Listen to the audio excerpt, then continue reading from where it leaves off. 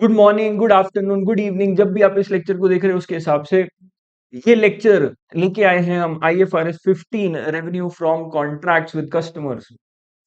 हमारी जो one shot series चल रही है, स्किल मास्टर सीरीज चल रही है, फ्री यूट्यूब सीरीज चल रही है, आप सभी के लिए, आपकी FR की रिविजन्स के लिए, आपकी FR की प्रिपरेशन के लिए उसमें एक और कड़ी जुड़ गई है। ये लेक्चर ये लेक्चर आपके लिए एक बहुत ही इंपॉर्टेंट टॉपिक को समराइज करेगा,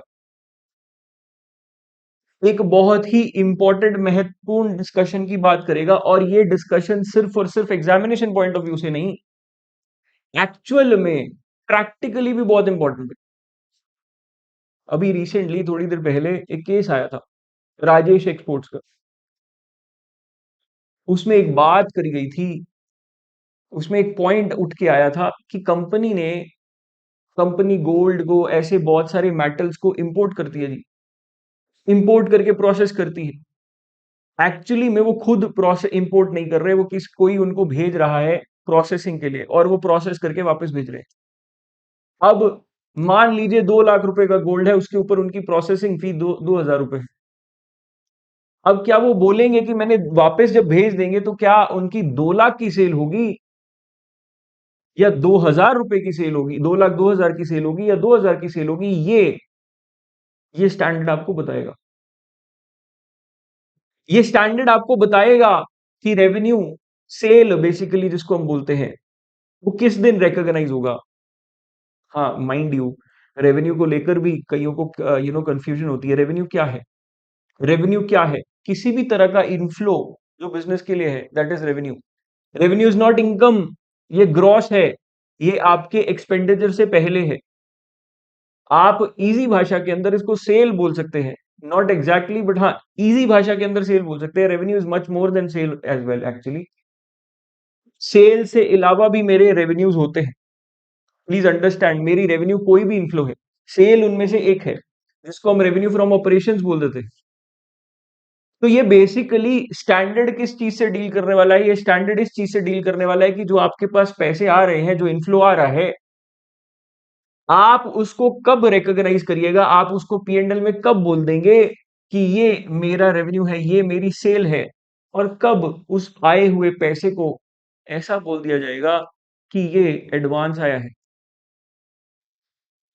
देखो, ये मेरी डिस्कशन इस स्टैंडर्ड के अंदर, इस वीडियो के अंदर, इस लेक्चर के अंदर सिर्फ दो ही चीजों को लेकर मेनली है। पहला, कि रेवेन्यू कब रिकॉग्नाइज होगा, और दूसरा कितना रिकॉग्नाइज होगा। When to recognise, at what value to recognise, यही मेरा डिस्कशन पॉइंट है इस पूरे IFRS के अंदर। और इसी को लेकर फटाफट से हम चलते हैं और शुरुआत करते हैं इस बहुत ही प्यारे, बहुत ही इंपॉर्टेंट, बहुत ही कुछ पूची से स्टैंडर्ड की, विच इज IFRS 15। ये आपको आसान लगना शुरू हो जाएगा जैसे जैसे इसको खत्म करेंगे। हम इसको जैसे जैसे आगे बढ़ते जाएंगे। मैंने इसको ब्रेक डाउन किया है इन पार्ट्स, जितना ब्रेक डाउन कर सकूं उतना ब्रेक डाउन करने की कोशिश की है, जैसे हम हर स्टैंडर्ड की के साथ करते आए हैं। इसको भी हमने लॉजिकल स्टेप्स, लॉजिकल पार्ट्स में डिवाइड करने की कोशिश की है। कुछ स्टेप स्टैंडर्ड अपने आप ही बता देता है, उसके अलावा भी हमने कुछ लॉजिकल पार्ट्स में उसको डिवाइड करने की कोशिश की। I hope bye the end of the lecture आपको ये कॉन्सेप्ट बिल्कुल क्रिस्टल क्लियर हो जाएगा और इसमें कोई भी डाउट नहीं आएगा। अगर आपने कभी भी ये स्टैंडर्ड नहीं पढ़ा है तब भी ये लेक्चर आपके लिए, सो डोंट वरी, तो बने रहिएगा। अगर आपने नहीं भी पढ़ा है तब भी ये लेक्चर आपके लिए, आपके लिए है। क्या क्या हम इसमें कवर करने वाले हैं? 5 स्टेप मॉडल रेवेन्यू को लेकर बोला जाता है, और सारे स्टेप्स को वन बाय वन कवर करने वाले हैं। ये पूरा कवरेज हमारी इस लेक्चर के अंदर होगा। चलिए जी, शुरुआत करते हैं। पहले पहले हम समझते हैं जी, जर्नल एंट्रीज क्या होती रेवेन्यू के केस के अंदर। जनरली जब मेरी रेवेन्यू कोई होता है या सेल होती है, तो कैसे कैसे रिकॉग्नाइज किया जाता है? जिस दिन मेरी सेल हुई, आप खुद जानते हैं, या तो कैश या डेटर्स को रिकॉग्नाइज किया जाता है अगेंस्ट सेल या रेवेन्यू, राइट? ऐसा ही किया जाता है। जी सर, ऐसा ही किया जाता है। फिर जिस दिन पैसा आता है उस दिन अलग से मैं क्या लिखता हूं? उस दिन मैं लिख देता हूं कैश या बैंक टू डेटर्स। ये अलग एंट्री आ जाती है। ये एंट्री है मेरी सेल होने की, एंड ये एंट्री है मेरी कलेक्शन की। सेकेंड एंट्री है जी मेरी कलेक्शन की, कलेक्शन की जी, राइट। अब दूसरी बात कर लेते हैं, दूसरी साइड आ जाते हैं। अगर मेरे पास एडवांस रिसीव हो, एडवांस रिसीव हो, तो मैं क्या करता हूं, मैं bank account debited to advance receive लिखता हूं पहले। यहां पर मेरे पैसे पहले आ जाते हैं जी, और बाद में मैं सेल को रिकॉग्नाइज करता हूं, तो advance revenue account debited to sales या रेवेन्यू अकाउंट लिखता हूं। अब मुझे कब पता लगेगा जी कि ये जो पैसा आया है, ये सेल का पैसा है या एडवांस है? ये कैसे डिफाइन किया जाएगा? ये मेरे पास एक स्टैंडर्ड डिफाइन करेगा जिसको बोलते हैं आईएफआरएस 15। तो डेट ऑफ सेल क्या होगी और अमाउंट ऑफ सेल क्या होगी, ये दोनों आईएफआरएस 15 बात करेगा जी। ठीक। दूसरा मैं आपको यहां पर बता दूं, जो एडवांस रेवेन्यू आता है इस स्टैंडर्ड के अंदर, उसको कॉन्ट्रैक्ट लाइबिलिटी बोल देते हैं।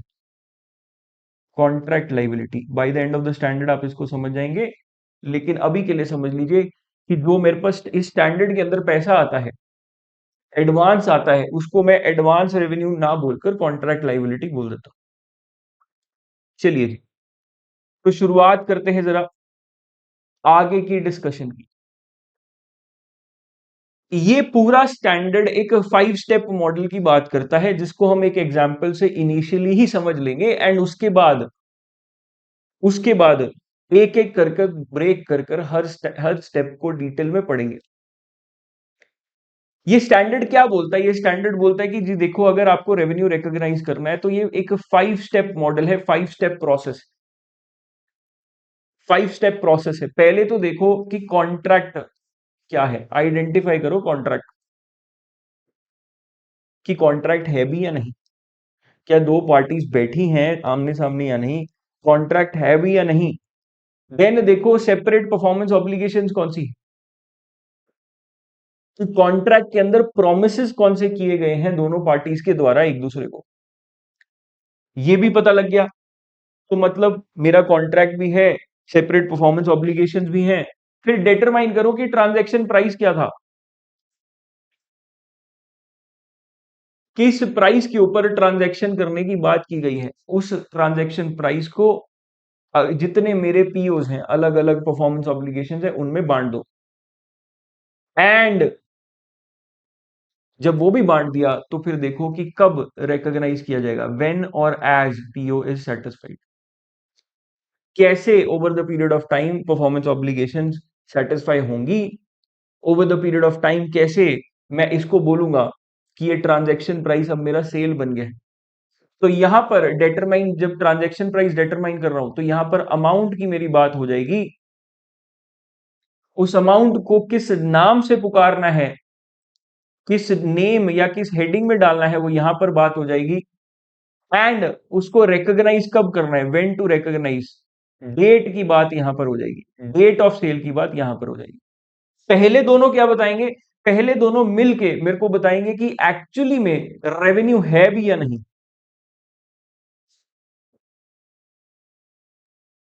सो मैं क्या देखूंगा, मैं पहले देखूंगा कि रेवेन्यू कोई चीज आइटम है भी या नहीं, फिर देखूंगा कि अगर रेवेन्यू है तो किस अमाउंट का रेवेन्यू है, फिर देखूंगा उस अमाउंट को किस हेडिंग के अंदर डालना है, और देखूंगा कि किस दिन डालना है। ये मेरे 5 स्टेप मॉडल्स हैं जो मैं आपको लॉजिकली समझा रहा हूं। इन 5 चीजों का वन बाय वन जैसे जैसे हम आंसर देते जाएंगे, हम अपने रेवेन्यू को रिकॉग्नाइज कर लेंगे। चलिए जी, इसको एक एग्जांपल से समझते हैं। मान लीजिए 1 दिसंबर है 20x1, जेड ने एक ऑर्डर रिसीव किया है from a customer for a car as well as 12 month maintenance support. Z मान लीजिए एक वेंडर है, कार्स सेल करता है और उसके रिगार्डिंग सर्विसेज भी देता है। ठीक है जी। अब कस्टमर ने जेड को ऑर्डर दिया है जी, ऑर्डर दिया है, ऑर्डर दिया है किस चीज का, कार का प्लस मेंटेनेंस।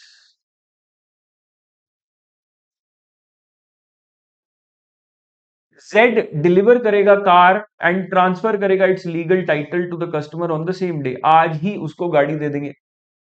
कस्टमर ने $42,000 पे कर दिए हैं 1 दिसंबर 2021 को। कार नॉर्मली $37,500 पर सेल होती है, मेंटेनेंस सपोर्ट $15,000 पे सेल होती है, लेकिन यहां पर बात $42,000 की हुई। यहां पर बात $42,000 की हुई है। तो फटाफट से हम क्या करेंगे, हम इसकी अंडरस्टैंडिंग लेते हैं एक step by step. Step one क्या था? स्टेप वन था कॉन्ट्रैक्ट। क्या मेरे को बताओ इसमें कॉन्ट्रैक्ट है? बिल्कुल अग्रीमेंट हो गया है, कॉन्ट्रैक्ट है जी। स्टेप टू, हमने क्या आइडेंटिफाई करने थे? पीओस। स्टेप टू में हमने बोला था परफॉर्मेंस ऑब्लिगेशंस। देखो परफॉर्मेंस ऑब्लिगेशंस का मतलब हम डिटेल में समझेंगे, आप अभी के लिए ऐसा समझ लीजिए कि प्रोमिसेस क्या क्या है इसके अंदर। और कितने प्रोमिसेस हैं इसके अंदर? दो प्रोमिसेस हैं जी। क्या प्रोमिसेस हैं? एक कार का, दूसरा मेंटेनेंस सपोर्ट का।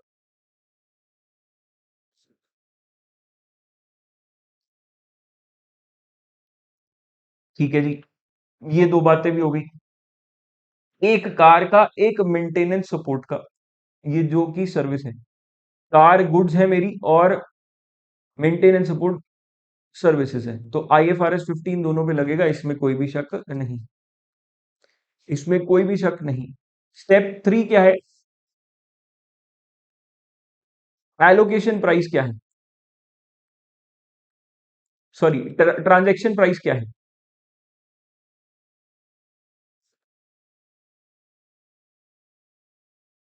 ट्रांजैक्शन प्राइस क्या है? ट्रांजैक्शन प्राइस $42,000 पे ये ट्रांजैक्शन हो रही है, ऐसा हमें बताया गया है। देखो ट्रांजैक्शन प्राइस वो अमाउंट होगी जिस अमाउंट पे हमने एक्सचेंज एग्री किया है। डरिएगा मत, हम बहुत सारी और बातें इन सभी स्टेप्स के बारे में करने वाले हैं। मैं एक ओवरव्यू दे रहा हूं, एक ओवरव्यू दे रहा हूं कि ये कैसे चलता है। ये $42,000 की बात की गई है स्टेप थ्री के अंदर कि इतने पे ट्रांजैक्शन होगा। स्टेप फोर कहता है जी अब मेरी अगर एक से ज्यादा परफॉर्मेंस ऑब्लिगेशन है तो मुझे बताओ कि ये 42,000 किस किस का है। क्या ये कार के लिए है या ये मेंटेनेंस सर्विस के लिए है? किसके लिए है बच्चे? ये दोनों के लिए है। और मैं अपनी बुक्स के अंदर जब रिकॉग्नाइज करूंगा तो मैं क्या बोलूंगा? इसको सेल ऑफ कार बोलूंगा या सेल ऑफ मेंटेनेंस सर्विसेज बोलूंगा। उसी की बात यहां पर की जाएगी फोर्थ स्टेप के अंदर। फोर्थ स्टेप में बोला जाएगा कि इस 42,000 को डिवाइड कर दो, एलोकेट कर दो, एलोकेट कर दो। कैसे एलोकेट करो? कार की वैल्यू में और मेंटेनेंस सर्विस की वैल्यू में। कार की वैल्यू में, मेंटेनेंस सर्विस की वैल्यू में। मैं इसको कैसे एलोकेट करूंगा? देखो मेरी कार जनरली मेरी कार कितने की जाती है? जनरली मेरी कार 37,500 की जाती है। और मेरी मेंटेनेंस सर्विस कितने की जाती है? 15,000 की जाती है। ऐसा मुझे क्वेश्चन के अंदर बताया गया कि 15,000 की, यहां पर बताया गया है कि 15,000 की जनरली मेंटेनेंस सर्विस बेची जाती है, 37,500 की गाड़ी गाड़ी बेची जाती है। टोटल ये दोनों मिलाकर 52,500 के बिकते। पर मैंने कितने के बेचे हैं? 42,000 के। तो क्या इस 42,000 को प्रोपोर्शनेटली डिवाइड कर दिया जाए? जी हाँ सर, कर दो। इस 42,000 को मैं कार में और मेंटेनेंस सर्विस में डिवाइड कर दूंगा प्रोपोर्शनेटली, उसी प्रोपोर्शन के अंदर जिस प्रोपोर्शन के अंदर उनकी एक्चुअल लिस्ट प्राइसेस थी, जिसमें उनकी लिस्ट प्राइसेस थी। इसमें एक दो और बातें हैं जो हम बाद में करेंगे, अभी के लिए आप इतना समझ सकते हैं, राइट? तो जिस प्राइस, जहां पर लिस्ट प्राइस थी, जितनी लिस्ट प्राइस थी उसके अकॉर्डिंगली हमने उसको अपने प्राइस को, अपनी ट्रांजैक्शन प्राइस को एलोकेट कर देंगे इन परफॉर्मेंस ऑब्लिगेशंस। तो मैं बोलूंगा जब आप इसको निकालेंगे, कैलकुलेट करेंगे, तो आपके हिसाब से ये 30,000 की कार बनेगी और 12,000 की मेंटेनेंस सर्विस। बस इतनी सी बात। तो अब 42,000 को मैं कैसे लिखूंगा जी? इस 42,000 को मैं सेल ऑफ कार लिखूंगा 30,000 से, एंड बाकी 12,000 से लिखा जाएगा जी मेंटेनेंस सर्विस। 12,000 से लिखा जाएगा मेंटेनेंस सर्विस। तो इतनी सी इसके अंदर बात है, इतनी सी इसके अंदर बात, राइट। तो स्टेप नंबर 5, recognize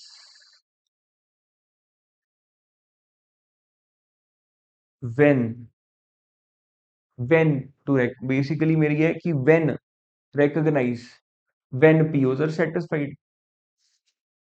जब मेरी परफॉर्मेंस ऑब्लिगेशन सेटिस्फाई हो जाएगी उस दिन मैं बोल दूंगा कि ये मेरा रेवेन्यू हो गया है, ये मेरी सेल हो गई। और परफॉर्मेंस ऑब्लिगेशन कब सेटिस्फाई होगी उसकी भी बात कर लेते हैं। अब देखिए गाड़ी जिस दिन मैंने दे दी, मेरी परफॉर्मेंस ऑब्लिगेशन, मेरा प्रॉमिस उस दिन सेटिस्फाई हो गया। recognize when or as POs are satisfied।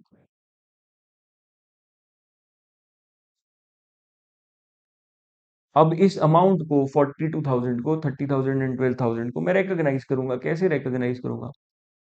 1 दिसंबर को मेरी एक एंट्री आ जाएगी which would be bank account debited, assuming की पेमेंट आ गया है, to car, to maintenance service. ना ना ना, मेंटेनेंस सर्विस आज मैंने अभी बेची नहीं है बच्चे। मतलब मैंने सेल सेल के लिए पैसा उसका रिसीव कर दिया लेकिन अपनी परफॉर्मेंस ऑब्लिगेशन अभी पूरी नहीं करी है। ये तो एडवांस है, 1 साल मैंने सर्विस देनी है, 1 साल सर्विस देनी है, तो this would be contract liability. Bank में मेरे पास $42,000 आ रहे हैं, कार मेरी $30,000 की है, $12,000 की मेरे पास सर्विस है, $12,000 की सर्विस है। दिस इज लाइक एडवांस, ये मेरे लिए एक तरह से एडवांस रिसीव हुआ है। अब इसको कैसे रिकॉग्नाइज करेंगे, इसको कब बोलूंगा सेल? जनरली ये स्टैंडर्ड बोलता है over the period of time. तो 12 महीने का है तो मैं 12वें महीने के बाद नहीं, ऐसी चीज, कुछ चीजों को मैं over the period of time recognise करता हूं। तो इसको मैं over the period of time recognise कर सकता हूं, तो इस कॉन्ट्रैक्ट लाइबिलिटी को सेल में बदलता जाऊंगा। कैसे कैसे? हर मंथ मान लो, हर मंथ समझ लीजिए। So contract liability debited to revenue from maintenance contract, revenue from maintenance contract, ये $12,000 का है, हर महीने $1,000 मैं रिकॉग्नाइज करता रहूंगा एज रेवेन्यू, सेल में डालता रहूंगा एवरी मंथ फॉर 1 ईयर। इस लाइबिलिटी को मैं सेल बनाता जाऊंगा हर महीने, एवरी मंथ फॉर 1 ईयर। बस इतनी सी बात, इतनी सी बात। ऐसा, ऐसे ये मेरा ये नो रेवेन्यू रिकॉग्निशन का पूरा 5 स्टेप मॉडल है। क्या किया हमने? कुछ नहीं किया। हमने बोला पहले देखो कॉन्ट्रैक्ट है, हाँ जी है। देखो उस कॉन्ट्रैक्ट के अंदर कौन से प्रोमिस करे गए हैं, 2 है, 4 है, 6 है, कितने? उन प्रोमिस के अंदर फिर ट्रांजैक्शन प्राइस देखो किस वैल्यू पे हो रहा है, फिर उस ट्रांजैक्शन प्राइस को प्रोमिस के अंदर बांट दो, और हर प्रॉमिस को कब रिकॉग्नाइज करना है उसकी बात कर लो। क्या उसी दिन, या फिर उसको डिले करके over a period of time. ये जो भी बात की जाएगी, ये मेरी पूरी की पूरी रेवेन्यू रिकॉग्निशन का 5 स्टेप मॉडल होगी। सिंपल सी बात, सिंपल सी बात। ठीक। तो सर इतना ही है इस चैप्टर के अंदर, इस स्टैंडर्ड के अंदर? बिल्कुल, इस स्टैंडर्ड के अंदर 5 स्टेप मॉडल ही है, पर उसकी अब निटी ग्रिटीज के अंदर आ जाएंगे। वन बाय वन हम इस 5 स्टेप मॉडल की निटी ग्रिटी समझेंगे, एंड छोटे छोटे कई पॉइंट्स हैं तो ध्यान रखिएगा, बड़े ध्यान से पढ़िएगा, एंड प्लीज ट्रैक मत लूज करिएगा। मेरा सिर्फ एक रिक्वेस्ट है, सीक्वेंस अपने माइंड में, एक वो थ्रेड में, इसको एक धागे में पिरोना है हमें, स्टैंडर्ड को हमें याद रखना है कि हम किस स्टेप पर खड़े हैं और उस स्टेप में जो पॉइंट पढ़ रहे हैं उसका क्या रेलेवेंस है। ठीक, मेरी कोशिश रहेगी मैं आपको रिकॉल करवाता रहूं, राइट। फिर भी आप भी अपने माइंड के अंदर एक स्ट्रक्चर, मेजर स्ट्रक्चर माइंड में याद रखेंगे। क्या मॉडल है? 5 स्टेप का मॉडल है। उसके अंदर पहला स्टेप पढ़ने जा रहे हैं, आइडेंटिफाई करना कि कॉन्ट्रैक्ट है या नहीं। ये मुझे बताएगा कि रेवेन्यू है भी या नहीं। तो आइडेंटिफाई करना कि अगर कॉन्ट्रैक्ट क्राइटेरियन मीट करता है रेवेन्यू रिकॉग्निशन का। पहले तो कॉन्ट्रैक्ट मेरा क्या होता है? क्या होता है कॉन्ट्रैक्ट? कॉन्ट्रैक्ट ऐसा अग्रीमेंट है जो एनफोर्सेबल है, जिसके अंदर एनफोर्सेबल राइट्स एंड ऑब्लिगेशंस।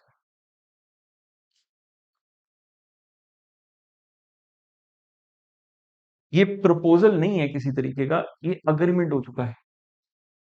मैंने आपको कोटेशन भेजी, मैंने प्रपोजल भेजा, सेल नहीं हुई।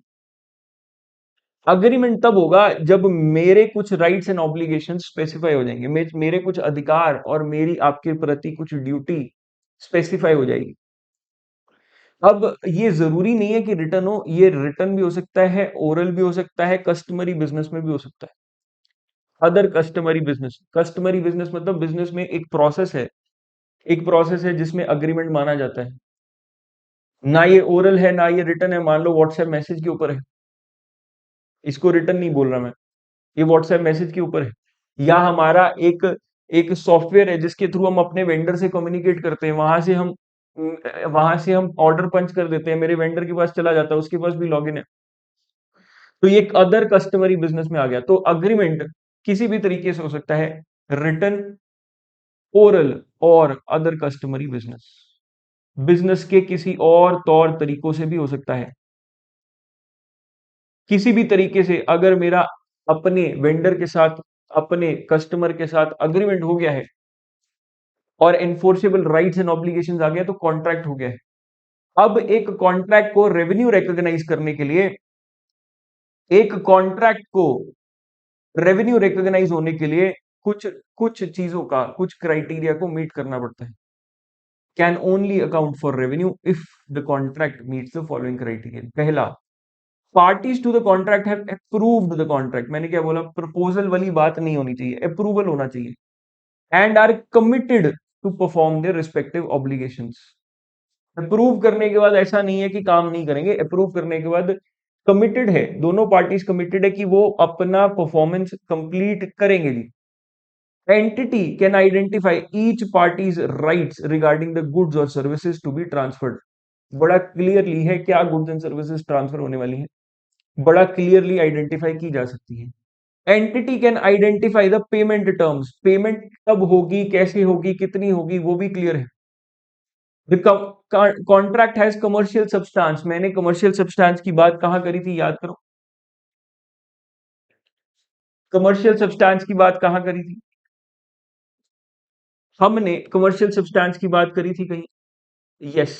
कमर्शियल सब्सटेंस का मतलब एक्सचेंज में करी थी बच्चे, ये एक्सचेंज में करी थी पीपीई के अंदर। कमर्शियल सब्सटेंस का मतलब क्या होता है? कमर्शियल सब्सटेंस माने मतलब जो मैं ट्रांजैक्शन कर रहा हूं उसका कोई एक्चुअल बिजनेस मीनिंग है। मैं एक गाड़ी देकर दूसरी ले आया, मैंने व्हाइट व्हाइट ऑल्टो दी, ब्लैक ऑल्टो ले आया, कोई पैसा अलग से नहीं दिया, इसका कोई कमर्शियल सब्सटेंस नहीं है। क्यों? क्योंकि मेरे को पसंद नहीं आई एक तरह की गाड़ी, एक तरह की दो गाड़ियां मैंने बस एक्सचेंज करी। हाँ, ऑल्टो का एक अलग मॉडल लेके जाता, पुराना मॉडल लेके जाता, नया मॉडल लेके आता, तो यहां पर कमर्शियल सब्सटेंस है। क्यों? इसमें फ्यूचर इकोनॉमिक बेनिफिट्स का फर्क आ जाए।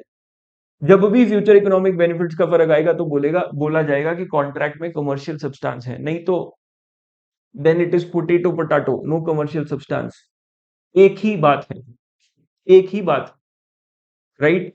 तो कमर्शियल सब्सटेंस होना चाहिए, इसके ऊपर ज्यादा सवाल नहीं बनेंगे। जो आपका पॉइंट यहाँ पर मेन है वो फिफ्थ है। And it is probable that the entity will collect the consideration to which it is entitled in exchange for the goods or services that will be transferred to the customer।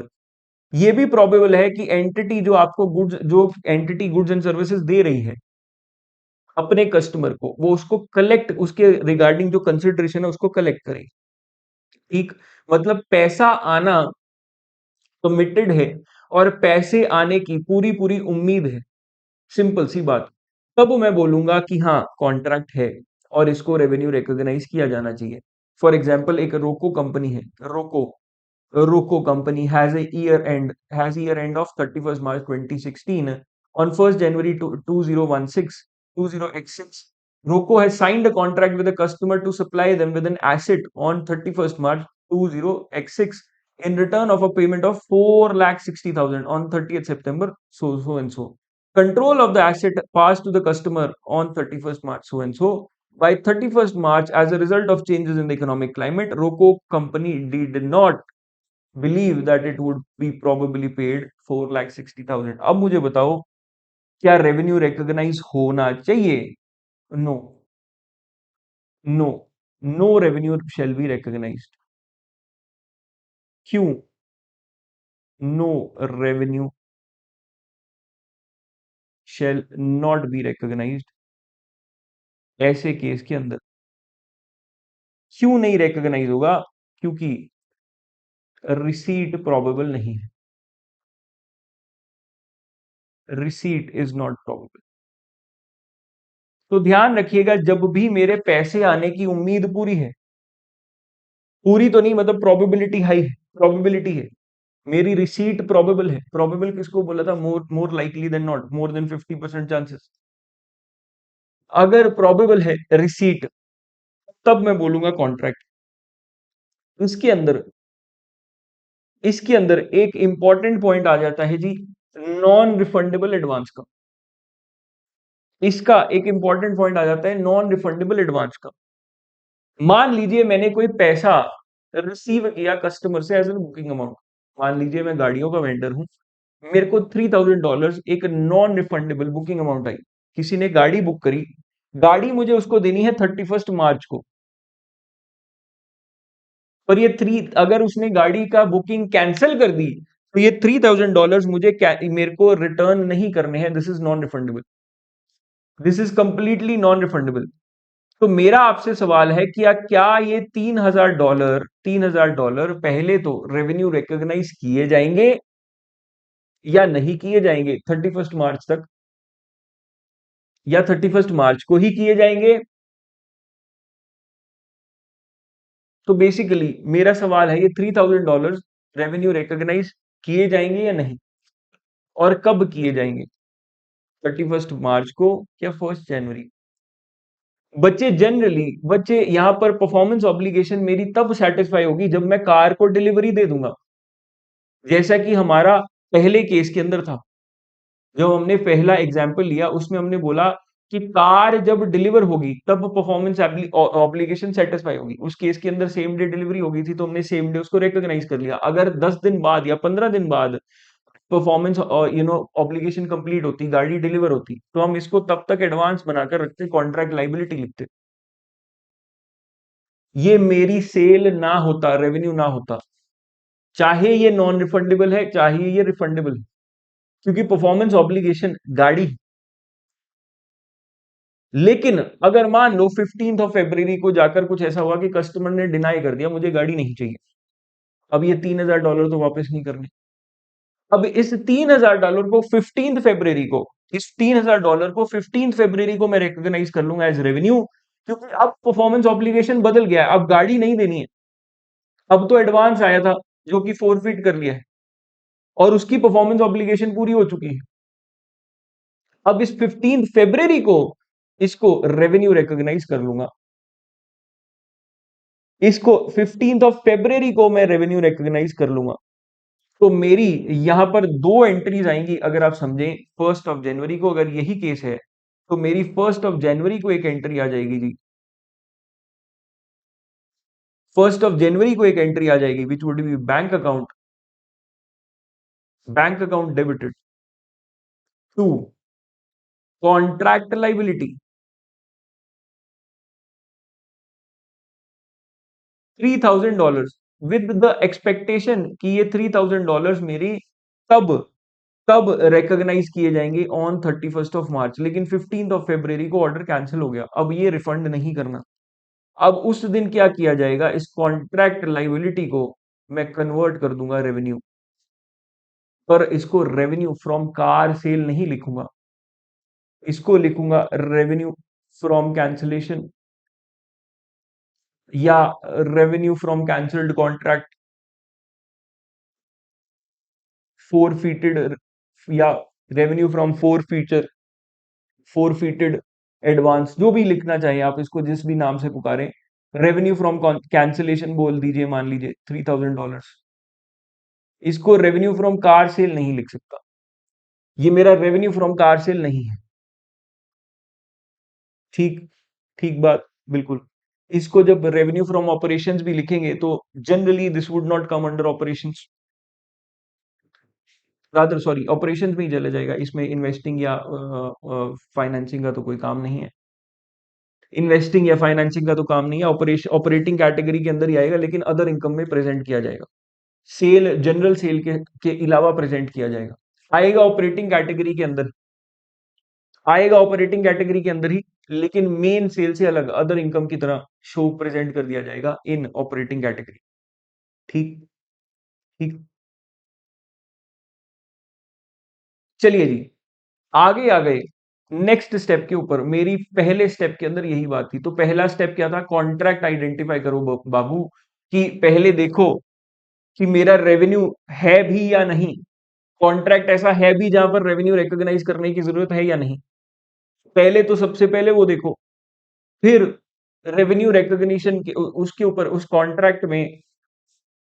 Contract में दूसरी बात करनी है हमने। अगर कोई refundable security की बात है, कोई रिफंडेबल एडवांस की बात है, तो उसकी भी बात हमने कर ली। ये एक स्पेशल केस था, ये एक स्पेशल केस था। ठीक। अब स्टेप 2 पर आ रहे हैं कि अब आइडेंटिफाई करनी है परफॉर्मेंस ऑब्लिगेशंस। एक कॉन्ट्रैक्ट के अंदर की एक ही परफॉर्मेंस ऑब्लिगेशन है, एक ही प्रॉमिस है, या एक से ज्यादा प्रॉमिस है, उसकी बात करने वाले हैं, उसकी बात करने वाले हैं। तो कैसे बोलूंगा कि एक से ज्यादा परफॉर्मेंस ऑब्लिगेशन है?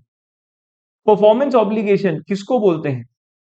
It is a promise to transfer to customer either, पहला डिस्टिंक्ट गुड्स एंड सर्विसेज, और डिस्टिंक्ट गुड्स एंड सर्विसेज मतलब दो तीन अलग अलग चीजें दे रहा हूं, दो तीन अलग अलग चीजें दे रहा हूं, राइट? या फिर series of goods and services दे रहा हूं जो एक जैसी हैं, लेकिन और एक सेम पैटर्न ऑफ ट्रांसफर को फॉलो करती हैं। मतलब क्लीनिंग सर्विसेज दे रहा हूं, मैं आपको 1 साल के लिए क्लीनिंग सर्विसेज दे रहा हूं, 1 साल के लिए मेंटेनेंस सर्विसेज दे रहा हूं, सब्सटैंशियली सेम सर्विस है, कॉन्टिन्यूस गुड्स एंड सर्विसेज की सर्विस है, सेम पैटर्न ऑफ ट्रांसफर है। कैसे ट्रांसफर हो रही है? मंथली। आपने नेटफ्लिक्स की सब्सक्रिप्शन ली है, series of goods and services, substantially the same pattern of transfer. This is this is different performance obligation. तो डिफरेंट परफॉर्मेंस ऑब्लिगेशंस कब कही जाएंगी? जब मैं जो गुड्स एंड सर्विसेज दे रहा हूं वो पहले ही डिस्टिंक्ट हैं, अलग अलग हैं। दूसरा, अलग अलग तो नहीं है, लेकिन series of goods and services हैं जो सेम प्रकार की हैं और सेम पैटर्न में ट्रांसफर हो रही हैं, तब भी मैं उसको अलग अलग परफॉर्मेंस ऑब्लिगेशंस की तरह देख सकता हूं। सिंपल सी बात। ठीक। परफॉर्मेंस ऑब्लिगेशंस कब अलग अलग मानी जाएंगी? जब डिस्टिंक्ट गुड्स एंड सर्विसेज हैं या series of goods and services हैं जो एक जैसी हैं, एक पैटर्न में ट्रांसफर हो रही है, तब भी उसको अलग अलग मान लेंगे। अब मैं बोलूंगा, अब इन दोनों को डिफाइन करेंगे कि डिस्टिंक्ट गुड्स एंड सर्विसेज कब बोलूंगा। ये तो बोल दिया कि जब डिस्टिंक्ट है तब अलग परफॉर्मेंस ऑब्लिगेशन है। अब डिस्टिंक्ट किसको बोलना है वो तो बता दो। तो बाबू, दो दो स्टेप का मॉडल है, 2 स्टेप मॉडल है। सो तो नहीं गए सर, ये तो बड़ी थ्योरी थ्योरी सी बात है, हमें तो समझ नहीं लग रही। बच्चे, ये एप्लीकेशन के वाइज सबसे इंपॉर्टेंट स्टैंडर्ड्स में से एक है।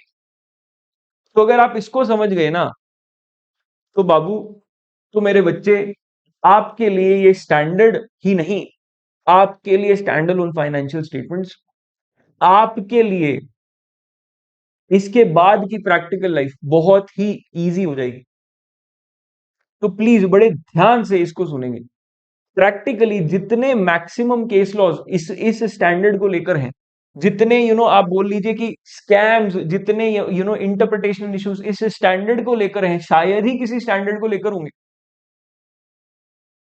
तो अभी तक हम क्या बात करके आए हैं? मैंने बोला 5 स्टेप मॉडल है, जिसके अंदर कॉन्ट्रैक्ट कैसे देखना है वो मैंने आपको बता दिया। कॉन्ट्रैक्ट में एक स्पेशल केस था, नॉन रिफंडेबल सिक्योरिटी का या नॉन रिफंडेबल एडवांस का, उसको भी हमने समझ लिया। नॉन रिफंडेबल एडवांस का उसको भी हमने समझ लिया। अब हमने बोला कि हम दूसरा स्टेप पे आ रहे हैं, आइडेंटिफाई करनी है performance obligations.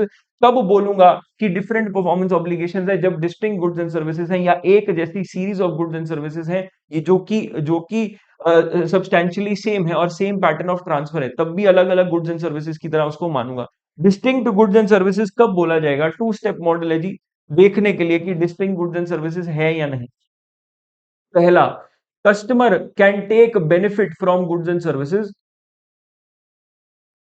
On its own, मतलब अलोन बेसिस, और with other readily available resources can be purchase separately. मतलब मैंने आपसे मेंटेनेंस सर्विसेज ली होती, तो क्या वो मेंटेनेंस सर्विसेज अलग से मिल जाती हैं? जी सर, अलग से मिल जाती है। तो वो अलोन बेसिस पे भी मैं ले सकता था, उसका बेनिफिट ले सकता था, बिल्कुल ले सकता था। तो ये डिस्टिंक्ट गुड्स एंड सर्विसेज। या फिर आपसे मैंने कोई ऐसी चीज परचेज करी जो आपकी दूसरी आइटम को परचेज किए बिना मैं उसका बेनिफिट उठा सकता था। मैंने आपसे कार ली और उसके अलावा 30,000 की एसेसरीज परचेज कर ली। अब वो एसेसरीज जेनरिक हैं, वो किसी भी गाड़ी में फिट हो जाती,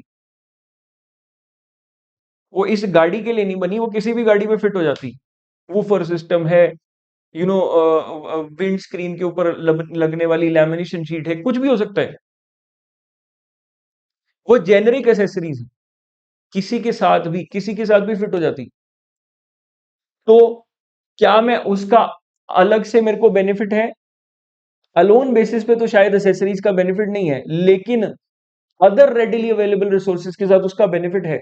मतलब मैं कोई और गाड़ी भी लूंगा तो उसके साथ भी एसेसरीज फिट हो जाएंगी। तो इसको बोलेंगे ये distinct goods and services. Distinct होने के लिए क्या होना चाहिए? दो दो स्टेप मॉडल है। अभी पहले स्टेप पे ही है। पहले स्टेप के अंदर दो कंडीशन है कि या तो मैं उस जो मैं परचेज कर रहा हूं उसको उसका मजा अलग से इंडिविजुअली ले सकूं, या उसका मजा किसी और कॉम्बिनेशन में भी ले सकूं।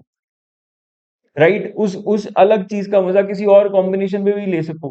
तो वो other available resources, sorry, with other readily available resources से मैं यूज कर सकूं, तो उसको डिस्टिंक्ट गुड्स एंड सर्विसेज बोल सकते हैं।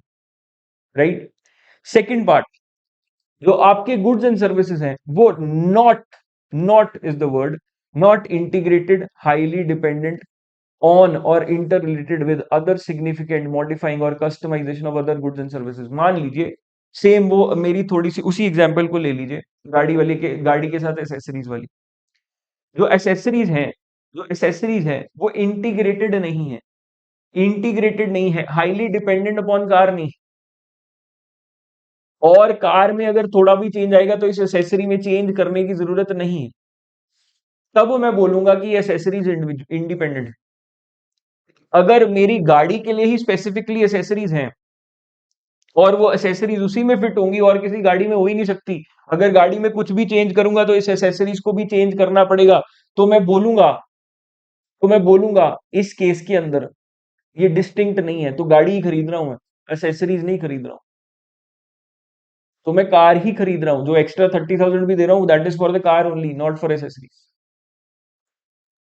ठीक। ठीक। अब इसके कुछ एग्जांपल्स हैं। मैंने कार और मेंटेनेंस कॉन्ट्रैक्ट लिया, इसको सेपरेटली परचेज कर सकता हूं जी, कर सकता हूं। तो यहां पर दो परफॉर्मेंस ऑब्लिगेशंस बोली जाएंगी। मैंने कार खरीदी, कार के अंदर स्टेयरिंग लगा था, टायर लगे थे, बेयरिंग्स लगे थे, बहुत सारे और पार्ट्स लगे थे। क्या इसको भी अलग अलग रिकॉग्नाइज कर लूं? नहीं, यहां पर एक परफॉर्मेंस ऑब्लिगेशन है, क्योंकि ये इंटीग्रेटेड है, इंटर रिलेटेड। ठीक, ये इंटीग्रेटेड है, इंटर रिलेटेड है। इसको मैं अलग अलग परफॉर्मेंस ऑब्लिगेशन की नजर से नहीं दे सकता, इसको मैं डिस्टिंक्ट गुड्स एंड सर्विसेज नहीं बोल सकता। अब तीसरी एग्जांपल, मैंने एक कंस्ट्रक्शन कॉन्ट्रैक्ट में एंटर किया जिसकी एक कस्टमाइज्ड डिजाइनिंग थी और कंस्ट्रक्शन होनी थी। अब कंस्ट्रक्शन हाईली डिपेंडेंट है on customised design, customised design बदलेगा तो मेरी कंस्ट्रक्शन भी बदल जाएगी। तो यहां पर क्या दो अलग अलग परफॉर्मेंस ऑब्लिगेशंस हैं? क्या कंस्ट्रक्शन, कस्टमाइज डिजाइनिंग और कंस्ट्रक्शन दोनों अलग अलग हैं या एक परफॉर्मेंस ऑब्लिगेशन है? इस केस के अंदर एक परफॉर्मेंस ऑब्लिगेशन बोला जाएगा। क्यों? क्योंकि सिग्निफिकेंट चेंज इन डिजाइन मेरा कंस्ट्रक्शन को भी बदल देगा। मेरे significant change in design construction को भी बदल देगा। सर अगर ये दो दो अलग अलग वेंडर से हो तो फिर तो वैसे ही दो अलग परफॉर्मेंस ऑब्लिगेशन है, क्योंकि अलग अलग वेंडर्स हैं, वो तो अलग अलग प्राइस कोट कर रहे होंगे, मैंने दोनों को अलग अलग पेमेंट करनी है, दोनों वेंडर्स अपने अपने रेवेन्यू को रिकॉग्नाइज करेंगे। सवाल तब उठता है जब एक ही वेंडर दोनों चीजें प्रोवाइड कर रहा हो, उस वेंडर को रेवेन्यू कैसे रिकॉग्नाइज करना है, उसी का तो सवाल है। उसी का तो सवाल है।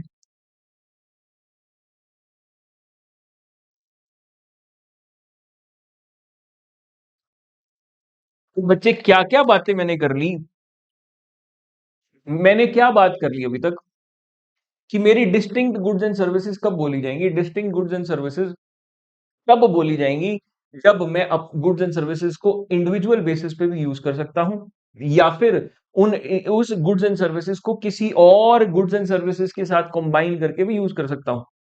राइट। दूसरा दूसरा मैंने बोला कि ये गुड्स ना तो इंटर इंटीग्रेटेड, ना ही हाईली डिपेंडेंट, ना ही इंटर रिलेटेड होनी चाहिए। एक का सिग्निफिकेंट चेंज दूसरे को इंपैक्ट नहीं करना चाहिए, तब मैं बोलूंगा कि ये डिस्टिंक्ट गुड्स एंड सर्विसेज है। और अगर डिस्टिंक्ट गुड्स एंड सर्विसेज हैं तो ये सेपरेट परफॉर्मेंस ऑब्लिगेशन होंगी। ये मैंने बात करी।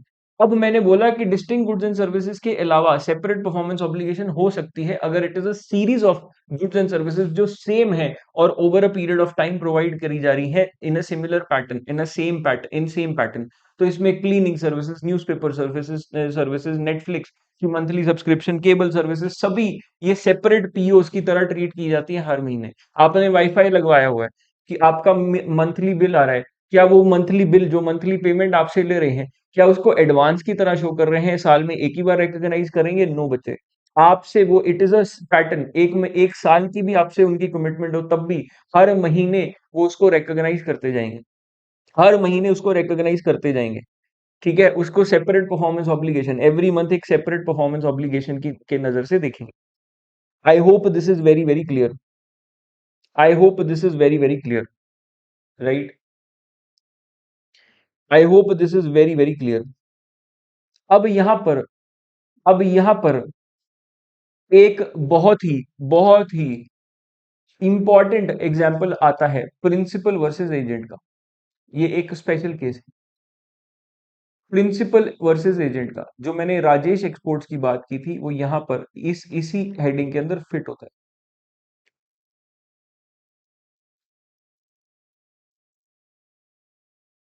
राजेश एक्सपोर्ट्स वाली बात यहीं पर फिट होती है।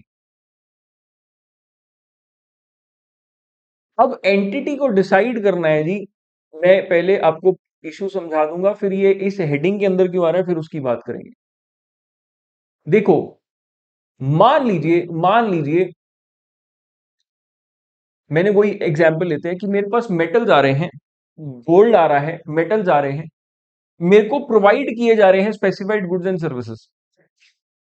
अब उसको मेरे को सिर्फ और सिर्फ रिफाइन करके वापस भेजना है। मेरा काम कुछ नहीं है। जो गोल्ड आया, जो जो मेरे पास माइन होके माइनिंग होकर मेटल्स आए, उसको मेरे को वॉश करना है, क्लीन करना है, उसको प्रोसेस करना है, उसको एक रॉ फॉर्म के अंदर वापस फिर भेज देना है। तो यहां पर देखा जाएगा कि मैं प्रिंसिपल की तरह एक्ट कर रहा हूं या एजेंट की तरह। प्रिंसिपल की तरह कब बोला जाएगा कि मैं एक्ट कर रहा हूं? जब मेरे को वो गोल्ड माइन भेज तो रहे हैं, पर मैं जो उनको वापस करूं, that is my my understanding कि इसी गोल्ड माइन का रॉ मटेरियल उनको वापस करना है, या मैं जौन सा मर्जी गोल्ड वापस करूं। राइट। अगर ऐसा है तो जो मेरे पास आ रहे हैं गुड्स, उसको मैं परचेज दिखा दूंगा, जो आपको भेजूंगा उसको सेल दिखा दूंगा। अगर ऐसा नहीं है, अगर मैं प्रिंसिपल की तरह काम नहीं कर रहा हूं, मैं सिर्फ और सिर्फ अरेंज कर रहा हूं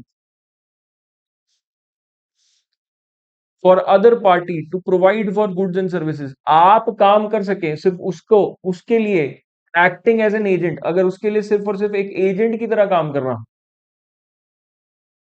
या फिर आपने गुड्स किसी और को भेजने थे, मान लीजिए मैं साउथ अफ्रीका में, आप बैठे, मैं इंडिया में बैठा हूं, मुंबई में, आपने गुड्स भेजने हैं रिफाइन करके अहमदाबाद के अंदर किसी को, आपने वहां से माइनिंग करके भेजा, मैंने यहां पर रिफाइनिंग करी और अहमदाबाद में दे दिया। अब मैं आपसे ली हुई कमोडिटी को परचेज और आगे बेची हुई कमोडिटी को सेल दिखाऊं, या फिर वो आप ही की डायरेक्ट सेल है, मैं सिर्फ अपनी कमीशन को या अपने प्रोसेसिंग को सेल दिखाऊं, ये वेरी करेगा। इससे फर्क क्या आता है बच्चे, देखो अगर मैं मान लीजिए 2 लाख का गोल्ड, मैंने पहले ही बोला 2 लाख की माइनिंग है और 2,000 मेरी प्रोसेसिंग फी है, 2 लाख 2,000 का आगे मैं मान रहा हूं कोई प्रॉफिट नहीं है, 2 लाख 2,000 का आगे मैंने इसको प्रोवाइड कर देना है, राइट। 2 लाख 2,000 का अहमदाबाद भेज देना है। अगर मैं इसको 2 लाख पे परचेज करूं और 2 लाख 2,000 पे आगे भेज दूं, तो मेरी सेल 2 लाख 2,000 की नजर आएगी। और अगर मेरी सिर्फ कमीशन कमीशन 2,000 रुपए को ही मैं रिकॉग्नाइज करूं एज रेवेन्यू, तो मेरी सेल सिर्फ 2,000 की रह जाएगी।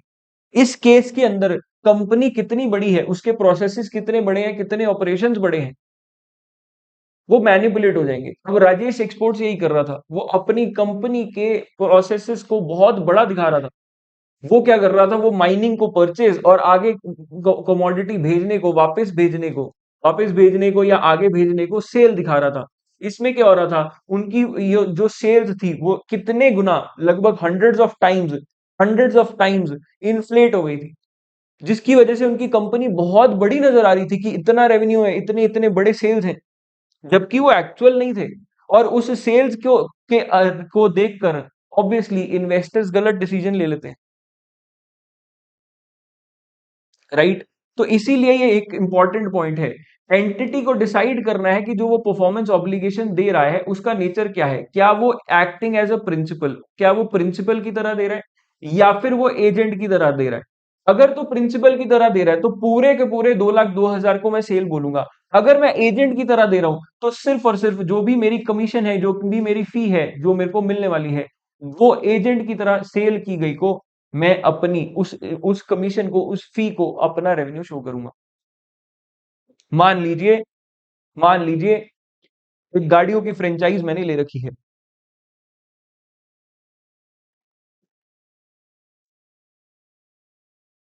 गाड़ियों की फ्रेंचाइज ले रखी है, मैं कंपनी से गाड़ियां परचेज करता हूं, आगे बेचता हूं। इस केस के अंदर उसको परचेज और सेल शो करना है, या फिर जो डिफरेंस अमाउंट है उसको मैं अपनी एज कमीशन या फी शो करूं, कैसे डिसाइड होगा? देखा जाएगा कि आप प्रिंसिपल की तरह एक्ट कर रहे हैं या एजेंट की तरह। देखो आपके लिए सवाल में इतना डिटेल नहीं आएगा कि आप प्रिंसिपल की तरह एक्ट कर रहे हैं या एजेंट की तरह, ठीक है। आपको बस बता दिया जाएगा, आपको ये आपको जज नहीं करना पड़ेगा, बहुत स्ट्रेट फॉरवर्डली दिख जाएगा कि आप प्रिंसिपल की तरह एक्ट कर रहे हैं या एजेंट की तरह। बेसिकली आपको देखना है कि आप इंडिपेंडेंटली सोच सकते हैं क्या, इंडिपेंडेंटली जो आपके पास कमोडिटी आई है उसके लिए कोई डिसीजन ले सकते हैं या नहीं। अगर आई है तो आप प्रिंसिपल की तरह एक्ट कर रहे हैं, नहीं तो आप एजेंट की तरह एक्ट कर रहे हैं। और अगर आप प्रिंसिपल की तरह एक्ट कर रहे हैं तो पूरी पूरी की पूरी सेल आप रिकॉग्नाइज करेंगे और परचेज भी रिकॉग्नाइज करेंगे। नाडिया कंपनी के रेवेन्यू के अंदर $45,000 के गुड्स हैं। It sold acting as an agent, बता दिया पहले ही कि एजेंट की तरह आपने सेल करी थी $45,000 की, आपने उसको सेल में काउंट कर लिया है। नाडिया कंपनी ने अर्न की थी इसके ऊपर कमीशन 10% और इस सेल्स को रिमिट कर दिया था, डिफरेंस जो था 40,500 का, 4,500 मेरी कमीशन थी, उसको बाकी 40,500 को रिमिट कर दिया था, which is included in the cost of sales. Cost of sales मतलब परचेज में डाल रखा है टू सोनी। अब मुझे बताओ कि इसको एजेंसी सेल कैसे कैसे इसको ट्रीट करना चाहिए था। नाडिया ने अभी क्या किया, उन्होंने तो पूरी की पूरी सेल मान ली, $45,000 और 40,500 को कॉस्ट ऑफ सेल मतलब परचेज मान लिया, विच इज रॉन्ग। नाडिया को क्या करना चाहिए, रेवेन्यू रिकॉग्नाइज करना चाहिए $4,500 का, सिर्फ और सिर्फ रेवेन्यू रिकॉग्नाइज करना है $4,500 का, इससे ज्यादा कुछ नहीं करना है। बाकी जो 40,500 वापस भेजना है उसको कैसे रिकॉग्नाइज किया जाएगा, उसको लिखा जाएगा जी liability for purchase, liability for purchase account debited to cost of sales. मैंने क्या किया, जो कॉस्ट ऑफ सेल्स मैंने बढ़ा दी थी उसको मैंने रिवर्स कर दिया, मैंने उसको लाइबिलिटी में डाल दिया। मैंने बोला कि ये मेरी लाइबिलिटी है जी, ये मेरी लाइबिलिटी है, मैंने डी रिकॉग्नाइज कर दिया, डी रिकॉग्नाइज कर दिया बाकी बचे हुए कॉस्ट ऑफ सेल्स को। मैंने बोला ये 40,500 मुझे वापस करना है, मेरी लाइबिलिटी है, मेरी लाइबिलिटी है, और कॉस्ट ऑफ सेल्स परचेजेस नहीं है, परचेजेस नहीं। तो क्या क्या अभी तक पढ़ा है, क्या क्या अभी तक पढ़ा है, जरा बताओ मेरे को। दो स्टेप्स पढ़ाए, दो स्टेप्स पढ़ाए। पहला स्टेप मैंने बोला कि मेरे परफॉर्म, मैंने पहले स्टेप के अंदर क्या बोला कि मेरा कॉन्ट्रैक्ट है या नहीं वो देखो। दूसरे स्टेप के अंदर बोला परफॉर्मेंस ऑब्लिगेशंस कितने हैं वो देखो। और उसी के अंदर हमने डिस्टिंक्ट गुड्स एंड सर्विसेज की बात की, series of goods and services की बात की, और एक स्पेशल केस देखा principal versus agent, principal versus agent का। अब मेरे पास आता है जी इसके बाद step number 3, determining transaction price. शायद शायद सबसे इंपॉर्टेंट स्टेप, सबसे इंपॉर्टेंट स्टेप। चलिए जी अब समझते हैं मेरा ट्रांजैक्शन प्राइस क्या होगा, मेरी अमाउंट ऑफ सेल क्या होगी। जो मेरी अमाउंट ऑफ कंसिडरेशन एक्सपेक्टेड है जी, expected from transfer of goods and services, जो गुड्स एंड सर्विसेज मैं देने वाला हूं उसके बदले में जो मेरे को एक्सपेक्टेड, एक्सपेक्टेड कंसिडरेशन आने वाली है, that is my transaction price. अब उस ट्रांजैक्शन प्राइस में हो सकता है कुछ ऐसी चीजें हो जो थर्ड पार्टी अमाउंट्स हो। थर्ड पार्टी अमाउंट्स माने फॉर एग्जाम्पल मैंने हो सकता है जीएसटी रिसीव किया हो on this GST, this GST is on behalf of third party, ये मेरे को गवर्नमेंट को पे करना है। ये इनडायरेक्ट टैक्स कोई भी होगा, तो मैंने तो 100 रुपए का ही गुड बेचा होगा, उसके ऊपर 18 रुपए जो मैं एक्स्ट्रा ले रहा हूँ कस्टमर से वो मैं खुद नहीं रखूंगा, वो मैं किसको दूंगा, वो मैं गवर्नमेंट को डिपॉजिट करूंगा। तो मेरी कलेक्शन फ्रॉम कस्टमर तो 118 होगी, लेकिन मेरा रेवेन्यू 100 ही होगा। अगर कोई कोई मेरी थर्ड पार्टी की पेमेंट है, थर्ड पार्टी की अमाउंट है, तो उसको मैं एक्सक्लूड करूंगा from revenue, that is not my revenue, that is not my revenue. For example आपको गाड़ी सेल की जाती है, ठीक, गाड़ी सेल करी आपको 12 लाख रुपए की, ऊपर 1 लाख रुपए की इंश्योरेंस दी आपको कंपनी ने, तो 1 लाख रुपए की इंश्योरेंस, इंश्योरेंस कंपनी के थ्रू आ रही है। जो वेंडर बीच में बैठा है जो गाड़ी बेच रहा है उसने सिर्फ इंश्योरेंस कंपनी के बिहाफ पे इस 1 लाख को कलेक्ट किया है, तो क्या उसको 1 लाख एज रेवेन्यू बुक करना है? नो। हाँ, हो सकता है उसको इंश्योरेंस कंपनी से कुछ कुछ कमीशन मिल रहा हो, अब यहां पर वो एजेंट हो जाएगा और उस कमीशन को एज रेवेन्यू रिकॉग्नाइज करेगा।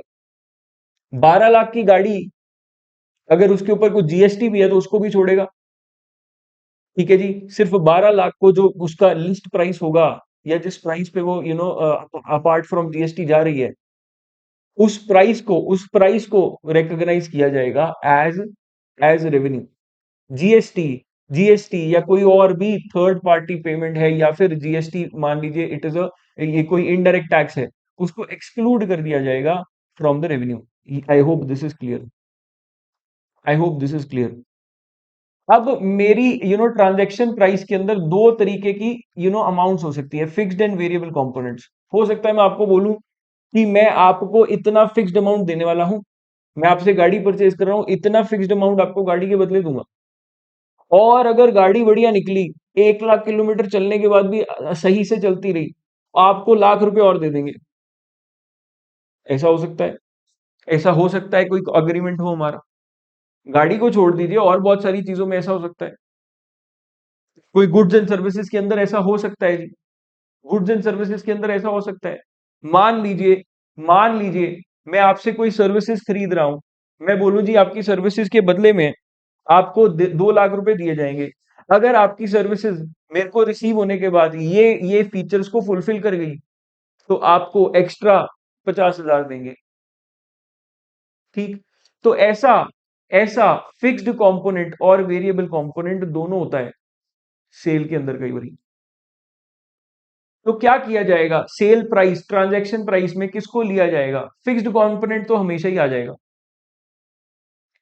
वेरिएबल कंपोनेंट भी आएगा, लेकिन कैसे आएगा, वेरिएबल कंपोनेंट आएगा on the basis of on the basis of on the basis of probability.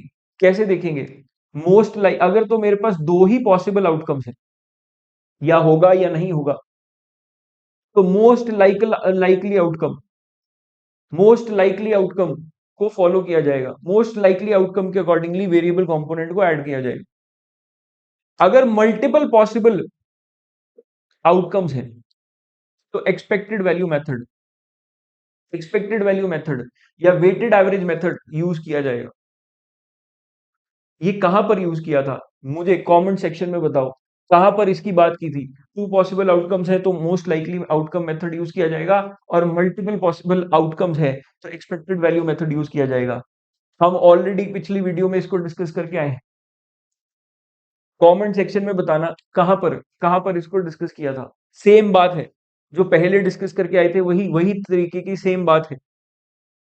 इसके लिए मैंने आपको एक एग्जांपल लिया है जिसके जिससे आपको ये समझाऊंगा।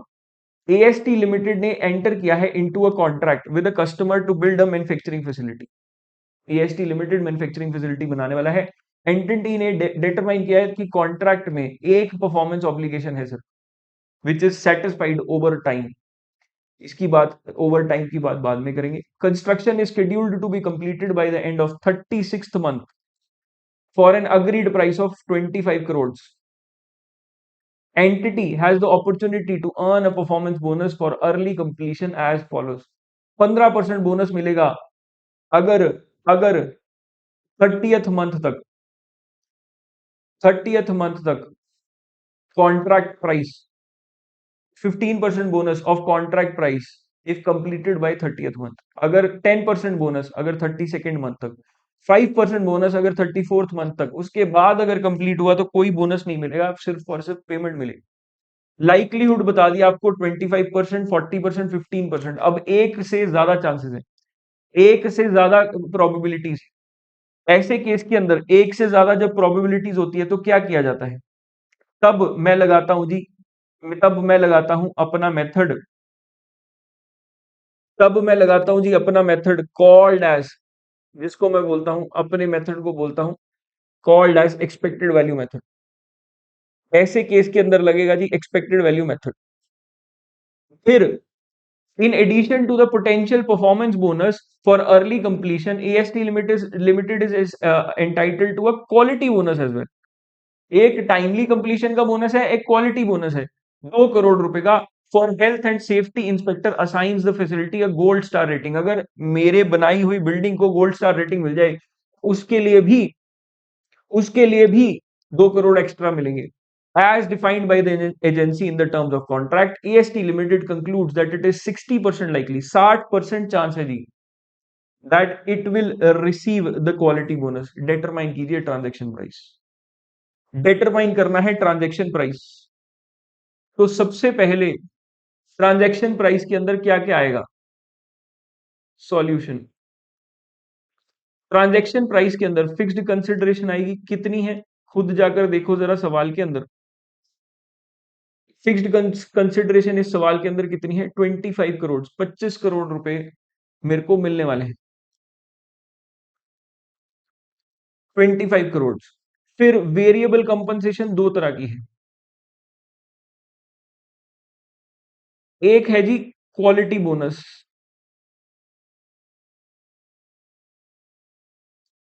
2 करोड़ रुपए का। अब इसमें दो ही ऑप्शन है, या मिलेगा या नहीं। तो मोस्ट लाइकली आउटकम जो कि है 60% लाइकली है कि मिल जाएगा, तो उसको फॉलो करेंगे, तो 2 करोड़ ऐड कर लेंगे। क्यों, क्योंकि चांसेस हैं मोस्ट लाइकली आउटकम के अकॉर्डिंगली, एमएलओ के अकॉर्डिंगली, मोस्ट लाइकली आउटकम के अकॉर्डिंगली ये 2 करोड़ रुपए मिल जाएंगे। फिर एक वेरिएबल कंपनसेशन है टाइमली कंप्लीशन का, टाइमली कंप्लीशन बोनस, ये मिलेगा या नहीं, अलग अलग पॉसिबिलिटीज है, अलग अलग पॉसिबिलिटीज है। क्या क्या पॉसिबिलिटीज हैं जरा उसको देख लें, क्या क्या पॉसिबिलिटीज है जरा उसको देख लें भैया। 15% बोनस मिलेगा। ये है bonus amount, bonus percentage, bonus amount, probability. And bonus amount को मैं एक्स बोल रहा हूं, प्रोबेबिलिटी को बोल रहा हूं, सॉरी प्रोबेबिलिटी को आप चलो पी बोल लो। तो ये मेरा पी एक्स आ गया यहाँ पर। बोनस अमाउंट कितनी? 15%, 10%, 5%। 5% मतलब 1.25 करोड़ का बोनस, 2.5 करोड़ का बोनस, 15% 3.75 करोड़ का बोनस।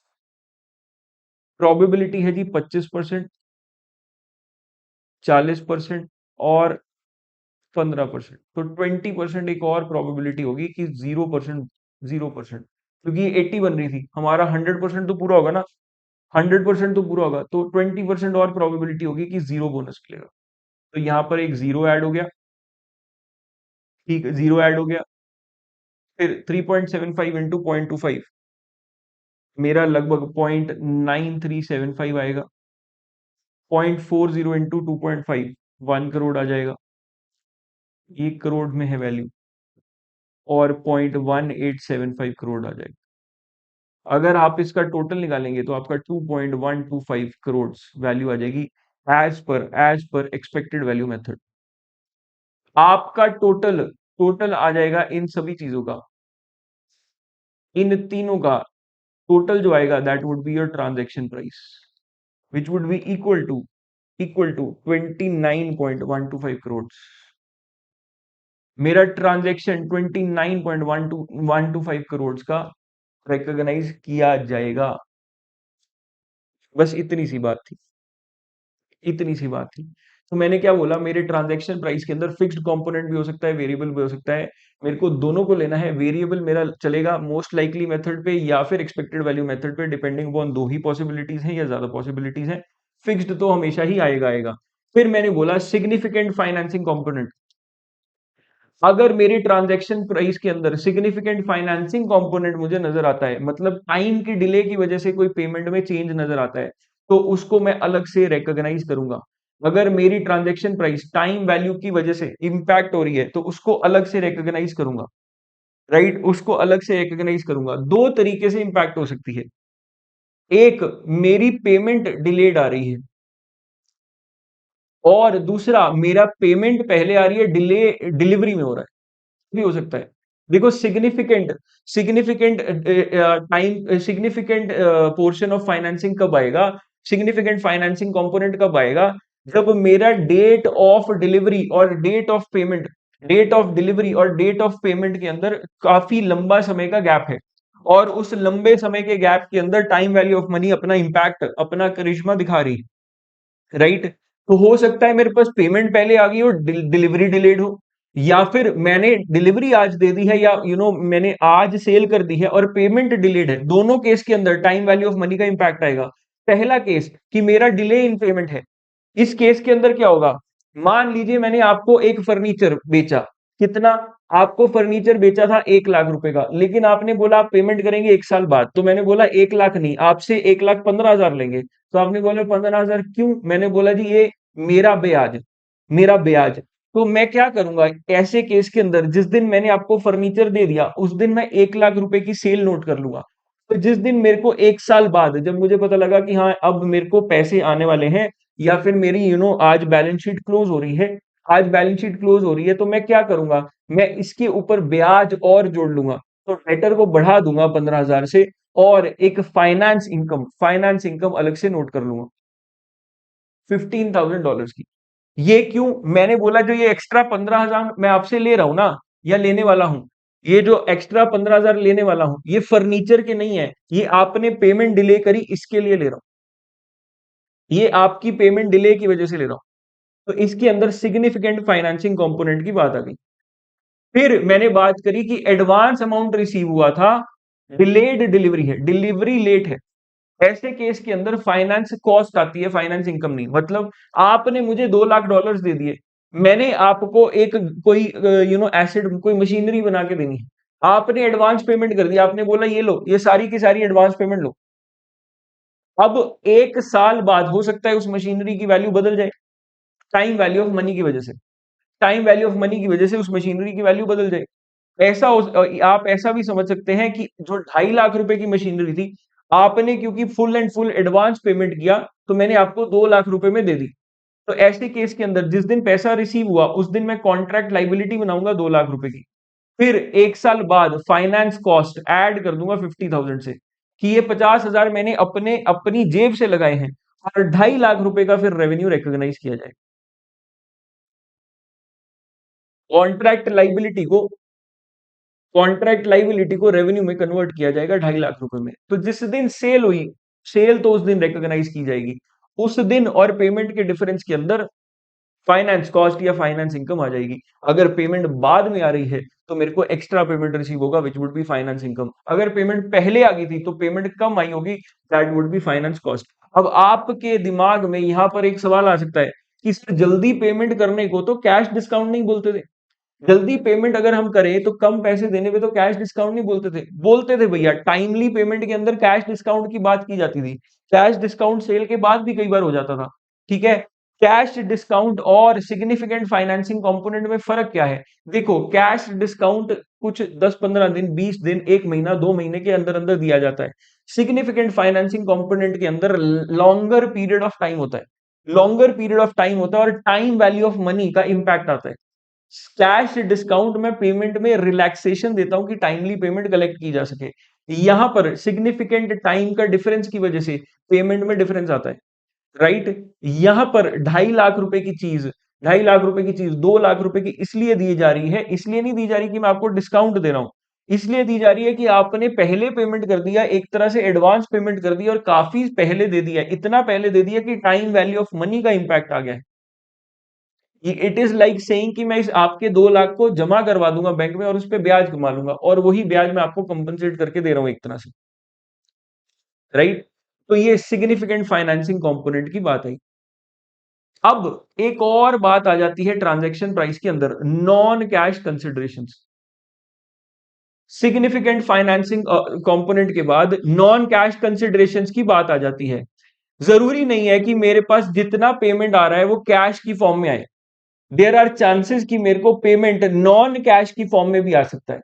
नॉन कैश मतलब, नॉन कैश मतलब हो सकता है कि मेरे पास गुड्स एंड सर्विसेज के अंदर एक्सचेंज पेमेंट आया हो, मैंने कोई आपको कमोडिटी दी, उसका रिटर्न मेरे को गुड्स एंड सर्विसेज में आपने किया। कैसा कैसा किया जाएगा, इसको कैसे देखा जाएगा? नॉन कैश कंसिडरेशन को इंक्लूड करना है, जी हाँ इंक्लूड करते हैं। पहली प्रेफरेंस रहेगी कि मेरी नॉन कैश कंसिडरेशन को फेयर वैल्यू पे इंक्लूड कर लो। अगर फेयर वैल्यू पे इंक्लूड नहीं हो सकती तो stand alone selling prices of goods and services जो एक्सचेंज हो रहे हैं उसके उसके ऊपर इंक्लूड कर लो। ठीक ठीक। इसके अंदर मान लीजिए एक और, इसके अंदर इसी के अंदर तो आप एडिशन समझ सकते हैं, एडिशन समझ सकते हैं। अगर कस्टमर प्रोवाइड कर रहा है गुड्स एंड सर्विसेज, ये होगी non cash consideration, fair value पे ले लो या स्टैंड अलोन सेलिंग प्राइसेस पे। अब आ गया मेरा, अगर कस्टमर मेरे को गुड्स एंड सर्विसेज प्रोवाइड कर रहा है, मान लीजिए इसके अंदर, इस केस के अंदर सी मेरा सेलर है और ए है जी बायर। बुक्स में ऑब्वियसली सी ने रिकॉर्ड करनी है सेल्स, सी ने बुक्स के अंदर रिकॉर्ड करनी है सेल्स। अब सी क्या कर रहा है, ए क्या कर रहा है, ए कहता है जी देखो आपने बी सी ने ए को 25 करोड़ की शर्ट्स देनी है। ए बोलेगा आपने मेरे को 25 करोड़ की शर्ट्स देनी है, मैं आपको बदले में 10 करोड़ का कपड़ा दे देता हूं और बाकी 15 करोड़ रुपए कैश ले लेना। अब ऐसे केस के अंदर मेरी सेल वैल्यू 15 करोड़ या 15 लाख होगी या 25 लाख होगी, और मैं परचेज को 10 लाख अलग अलग प्रेजेंट करूंगा। 10 लाख की परचेज और 25 लाख की सेल अलग अलग प्रेजेंट करूंगा, उसकी बात है। मान लीजिए इसमें दो केस आते हैं, केस वन केस टू। अगर सी के पास कंट्रोल आ जाए over both goods and services, मतलब जो क्लॉथ ए ने दिया वो सी का हो गया, अब सी उसको जैसे मर्जी इस्तेमाल करे, ए की शर्ट बनाए या ए के अलावा भी किसी की उससे शर्ट बनाए, बच जाए या कम पड़ जाए तो सी अपने आप मैनेज करे। अगर ऐसा केस है जिसमें सी के पास कंट्रोल आ गया पूरा का पूरा, सी देखेगा इस कपड़े का क्या करना है, फिर तो ये एक तरह से परचेज है ए से। उस केस के अंदर तो क्या किया जाएगा, केस वन के अंदर क्या किया जाएगा, परचेज नोट की जाएगी जी 10 लाख की, और सेल अलग से नोट की जाएगी 25 लाख की। दूसरा केस, अगर सी के पास कंट्रोल नहीं है, सी डज नॉट ऑब्टेन कंट्रोल, मतलब ए के पास सारा कंट्रोल है, ए ने बताना है कि कितना कपड़ा लगेगा, कपड़ा अगर बचेगा तो ए को वापस जाएगा, कंट्रोल ए का ही है, कपड़ा उसी का पड़ा है, सब कुछ ये उसी का कपड़ा है, मैं इसको किसी और चीज के लिए यूज नहीं कर सकता। तो ए ने बेसिकली मेरे से सिर्फ और सिर्फ प्रोसेसिंग करवाई है, मेरे से सिर्फ शर्ट्स बनवाई है, तो मेरी सेल इस केस के अंदर 15 लाख होगी, ये परचेज नहीं है, ये 10 लाख की परचेज नहीं है। जो मैं 25 लाख को उसको बिल काट के दे रहा हूं और वो 10 लाख की शर्ट कपड़ा दे रहा है, मेरी सेल एक्चुअली में 15 लाख की ही है, तो मैं 15 लाख ही सेल नोट करूंगा, right. Then comes consideration to customer. एक और बात, जनरली देखो सी सेलर है, इस केस के अंदर सी सेलर है, ए बायर है। जनरली देखो बायर पेमेंट करता है, सेलर क्या करता है, सेलर गुड्स बेचता है, गुड्स एंड सर्विसेज देता है। लेकिन कुछ केसेस के अंदर हो सकता है सेलर अपने बायर को कोई स्पेशल स्पेशल पेमेंट कर रहा हो, किस चीज के लिए, कि आप मेरी गुड्स एंड सर्विसेज को प्रमोट करें। जैसे कि फॉर एग्जांपल, अगर कोई कंपनी डी मार्ट को कांटेक्ट करती है कि अपने गुड्स एंड सर्विसेज हम आपके थ्रू बेचना चाहते हैं, तो डी मार्ट पहले तो उनसे गुड्स परचेज करेगा और उनको उसकी पेमेंट करेगा, उसके अलावा उनसे एक शेल्फ शेल्फ पे रखने की फीस लेता है, शेल्फ पे रखने की फीस लेता है। सिमिलरली आज की डेट में ब्लिंकिट अगर किसी कंपनी को लिस्ट करना चाहता है, तो उससे एक लिस्टिंग फी लेता है। देखो गुड्स कौन परचेज कर रहा है, ब्लिंकिट, जो आगे बेचेगा। गुड्स कंपनी से, मान लीजिए कोका कोला से वो कहते हैं आपको अपनी कोक भेज दो, अपनी कोका कोला भेज दो, आप अपने स्टोर्स में रख लेंगे, उसके बदले आपको पेमेंट कर देंगे। लेकिन अगर आप चाहते हैं कि आपके नाम की एडवर्टाइजमेंट हो, कस्टमर को हम ब्लिंकिट के ऊपर नोटिफिकेशन भेजें, हम कस्टमर को ब्लिंकिट के ऊपर एक अलग कैटेगरी में दिखाएं, गुड्स यू नीड या प्रेफर्ड गुड्स, ऐसा कुछ करके, तो आपको कुछ हमें पेमेंट करनी पड़ेगी। तो कोक बोलेगा बताइए कितनी पेमेंट, जो कोक पेमेंट करेगा वो promotion of goods and services के लिए होगी। तो ये जो पेमेंट है, ये जो पेमेंट है, ये मेरी सेल में से माइनस की जाएगी, कोक अपनी सेल में से माइनस करेगा, ये इसको अलग खर्चा दिखाएगा, उसकी बात है। अगर तो consideration for a distinct goods and services है, मतलब मैंने जो कोक ने जो गुड्स बेचे वो अलग हैं, वो अलग हैं, एंड जो ये पेमेंट हो रही है दैट इज सेपरेट, तो इसको सेपरेटली एक्सपेंडिचर की तरह रिकॉग्नाइज करेंगे। अगर ये सेम गुड्स एंड सर्विसेज की है, नो डिस्टिंक्ट गुड्स और सर्विसेज, उन्हीं गुड्स एंड सर्विसेज के लिए जो कोल्ड ड्रिंक बेची जा रही है, उसी के लिए ये खर्चा हो रहा है, तो ये नेट वैल्यू ऑफ रेवेन्यू लिया जाएगा, जितना खर्चा हुआ है उसको अपनी सेल में से माइनस करके प्रेजेंट करूंगा, उसको अपनी सेल में से माइनस करके प्रेजेंट करूंगा। इसकी एक एग्जांपल है, वीसी कंपनी एंटर करती है into an contract with a major chain of retail stores, customer commit करता है to buy at least $40 million of products over the next 12 months। Terms of the contract require GG company to make a payment of $3 million to compensate the customer for the changes that it will need to make it to retail stores to accommodate the products। अब 40 million का cell वो purchase करने वाला है, उसके साथ साथ seller उसको 3 मिलियन प्रमोशन ऑफ गुड्स के लिए भी देने वाला है। By 31st December 20x1, GG company has transferred products with sales value of $4 million to the customer. How much revenue should be recognized? 4 million के गुड्स जा चुके हैं, कितना रेवेन्यू रिकॉग्नाइज करना है, तो मेरा टोटल रेवेन्यू अगर देखा जाए, टोटल रेवेन्यू ऐसे केस के अंदर, टोटल रेवेन्यू ऐसे केस के अंदर कितना रिकॉग्नाइज करना है,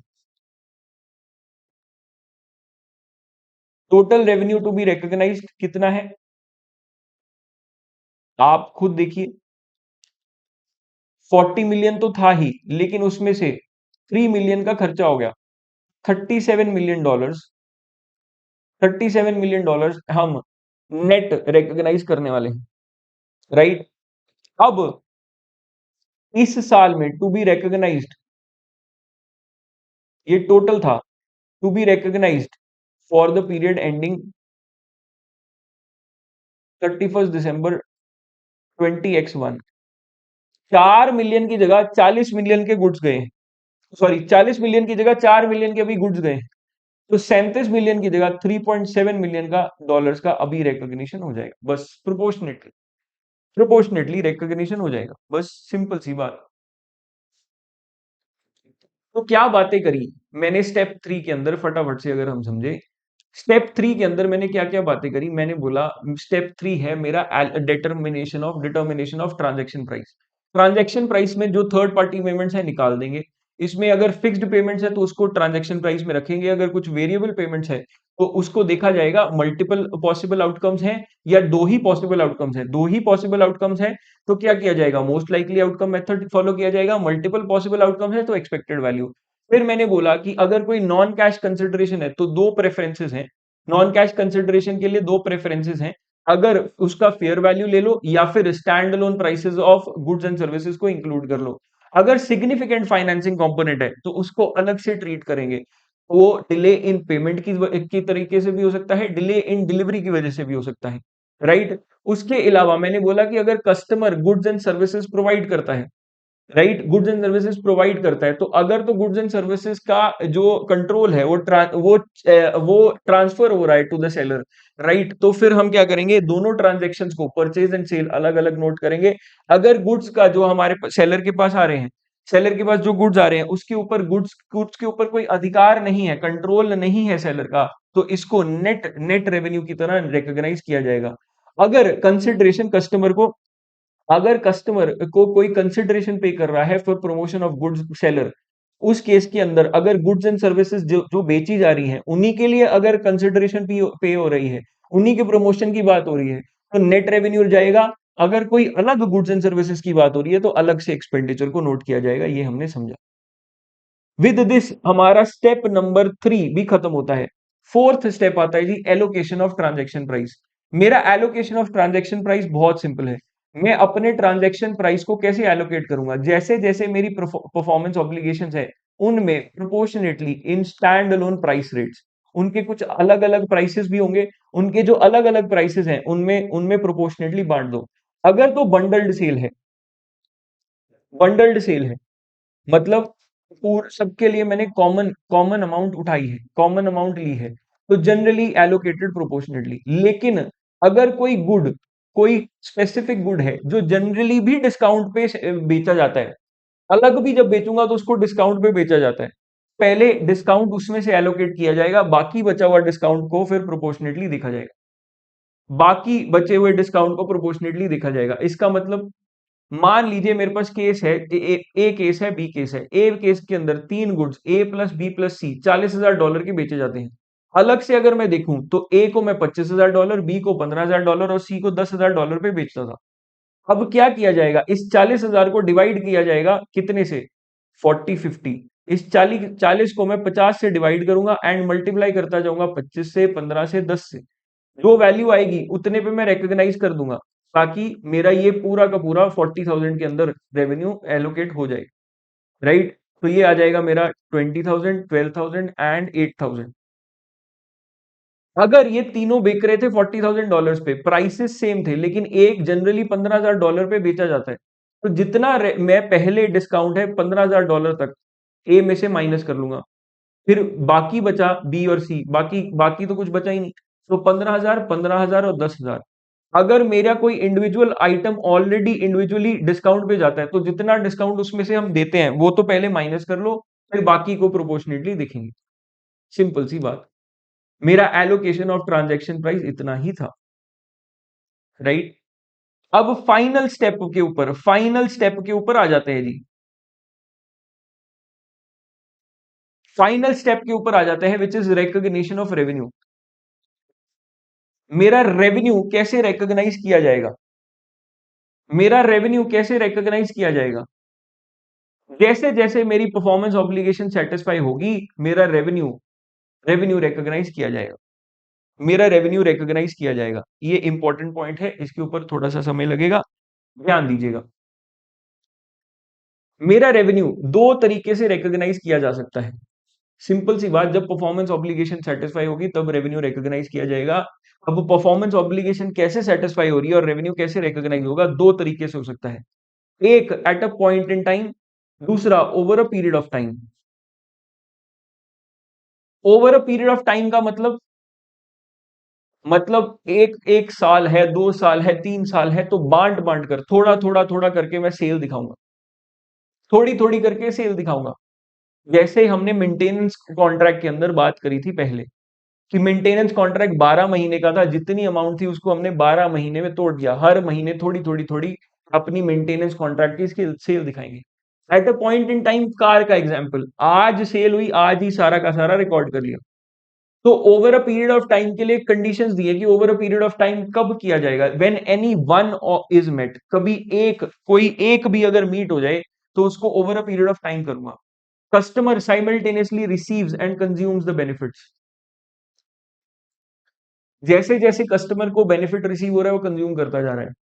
फॉर एग्जाम्पल, आप कोई फेस टू फेस क्लासेस ले रहे हैं, आपने रिसीव करी, कंज्यूम भी हो गई, उसमें साइमल्टेनियस रिसीट एंड कंजम्पशन है। या फिर एंटिटी क्रिएट कर रही है, एनहांस कर रही है एक ऐसा एसेट जो कस्टमर कंट्रोल करता है, एसेट आपका, उसको एनहांसमेंट मैं कर रहा हूं, उसकी रेनोवेशन कर रहा हूं, उस पर कोई इंप्रूवमेंट कर रहा हूं, तो ये भी over a period of time होगा। Entity's performance does not create an asset with alternative use for entity and payment is enforceable। मतलब मैं आपके लिए ही कुछ बना रहा हूं स्पेशली, कोई ऐसा या तो एसेट क्रिएट ही नहीं हो रहा सेपरेटली, या अगर क्रिएट हो रहा है तो आप ही के लिए क्रिएट हो रहा है, मैं और किसी को उसको बेच नहीं सकता, कस्टमाइज इतना है। और पेमेंट एनफोर्सेबल है, आप पेमेंट को डिनाई नहीं कर सकते। अगर इन तीनों में से कुछ भी नहीं है, अगर above criteria is not met, तो over at a point in time, अगर over a period of time का क्राइटेरिया नहीं मीट हुआ तब at a point in time की बात करेंगे, नहीं तो over a period of time चलेगा, over a period of time चलेगा जी। Over a period of time कैसे रेवेन्यू रिकॉग्नाइज किया जाएगा, कैसे मैं उसको डिवाइड करूंगा, उसका सवाल आ गया। ओवर देखो, eight a point in time तो सिंपल है, जिस दिन परफॉर्मेंस ऑब्लिगेशन नजर आया पूरी हो रही है उस दिन हमने रिकॉग्नाइज कर लिया, जिस दिन हमने गाड़ी का रिकॉग्नाइज करना था, जिस दिन गाड़ी दी उस दिन गाड़ी का रेवेन्यू रिकॉग्नाइज कर लिया। बाकी मेंटेनेंस कॉन्ट्रैक्ट का कैसे रिकॉग्नाइज करेंगे भैया, और चीजों का कैसे रिकॉग्नाइज करें जो over a period of time जा रही है, तो उसके लिए दो दो मेथड्स आए। उन्होंने बोला इसको पहले हम मेजरमेंट ऑफ प्रोग्रेस पे देखेंगे, कैसे कैसे प्रोग्रेशन हो रहा है उसकी बात करेंगे। प्रोग्रेशन कैसे देखेंगे, प्रोग्रेशन कैसे देखेंगे, दो तरीके से, output method, input method. Output method मतलब सर्वे करके देखो काम कितना कंप्लीट हो गया। फॉर एग्जाम्पल, बिल्डिंग बना रहे थे, बिल्डिंग बना रहे थे, तो सर्वे करके देखो कि कितना बिल्डिंग परसेंटेज बिल्डिंग कंप्लीट हो गई, जितनी परसेंटेज बिल्डिंग कंप्लीट हो गई है, जितनी परसेंटेज बिल्डिंग कंप्लीट हो गई है उतना रेवेन्यू रिकॉग्नाइज कर लो। या फिर इनपुट मेथड, देखो कितना खर्चा होने वाला था, कितना हो गया है, बिल्डिंग बनाने पे 10 करोड़ का मटेरियल लेबर सब कुछ लगना था, आज 7 करोड़ तक का लग चुका है, तो 70%, 70% रिकॉग्नाइज कर लो। 70% ऑफ इनपुट्स लग चुके हैं, 70% रिकॉग्नाइज कर लो। अब मेरी कॉन्ट्रैक्ट कॉस्ट एंड रेवेन्यू का क्या किया जाएगा over a period of time में, डिवाइड करना तो मैंने सीख लिया, परसेंटेज निकालनी सीख ली। अब थोड़ा सा और इसके बारे में चर्चा कर लें।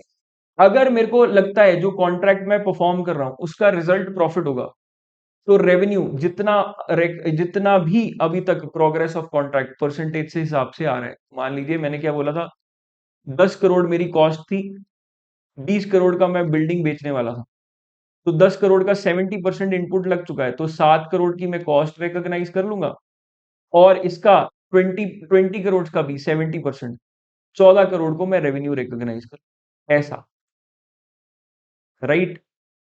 ये एक्सपेक्टेड आउटकम अगर प्रॉफिट है, अगर एक्सपेक्टेड आउटकम लॉस है तो इसको हम बोलेंगे जी वानरस कॉन्ट्रैक्ट्स, ऑनरस कॉन्ट्रैक्ट्स या वानरस कॉन्ट्रैक्ट्स। उम्मीद है कि ये कॉन्ट्रैक्ट पूरा करने से लॉस ही होगा, तो इसकी बनाई जाएगी जी प्रोविजन, और अपनी कॉस्ट ऑफ सेल्स को इंक्रीज कर दिया जाएगा, एक्सपेंडिचर भी शो कर देंगे, एक्सपेंस शो कर देंगे, और इसकी प्रोविजन बना देंगे।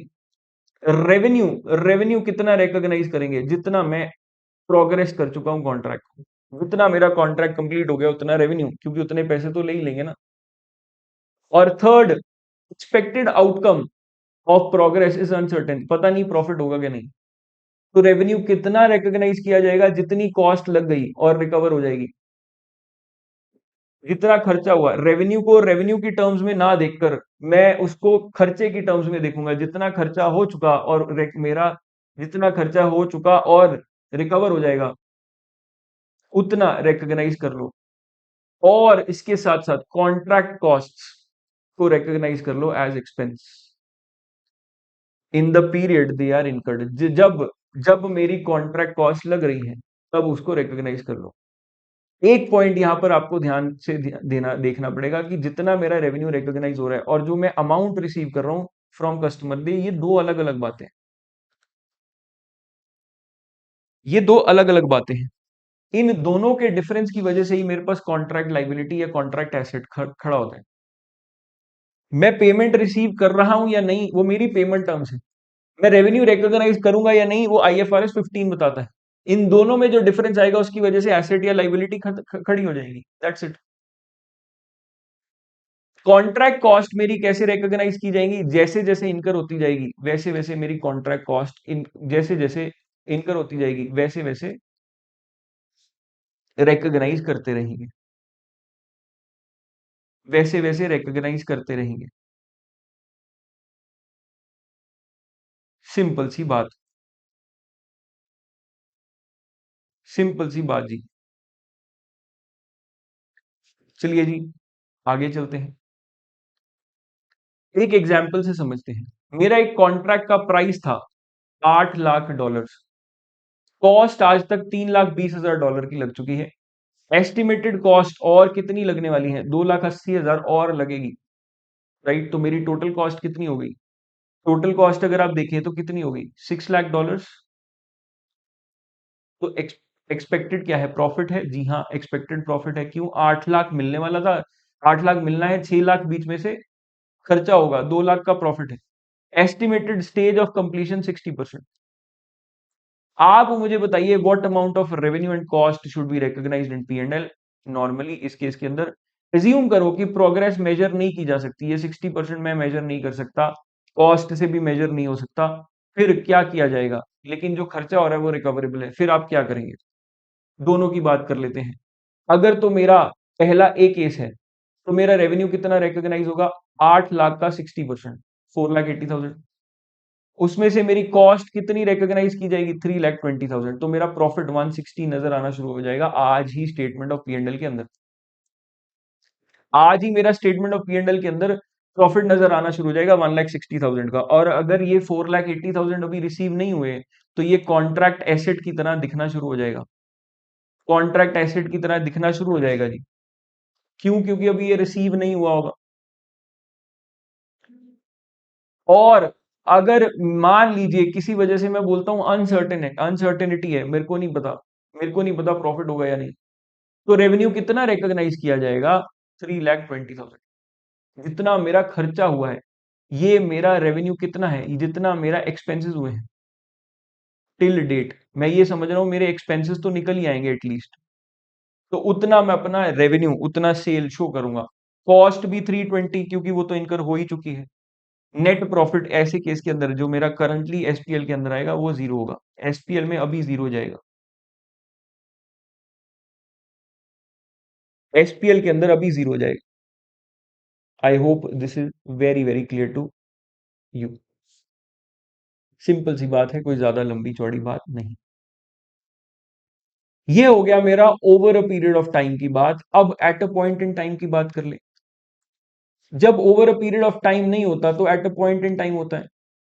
ये eight a point in time, ये उस कौन सी घड़ी आएगी जब मैं बोलूंगा रेवेन्यू रिकॉग्नाइज कर लेंगे? जब कंट्रोल ऑफ एसेट ट्रांसफर हो गया, जब कस्टमर के पास कंट्रोल ऑफ एसेट चला गया। कुछ इंडिकेटर्स हैं कि जब मैं बोलूंगा कि कंट्रोल ऑफ एसेट ट्रांसफर हो गया, इंडिकेटर्स।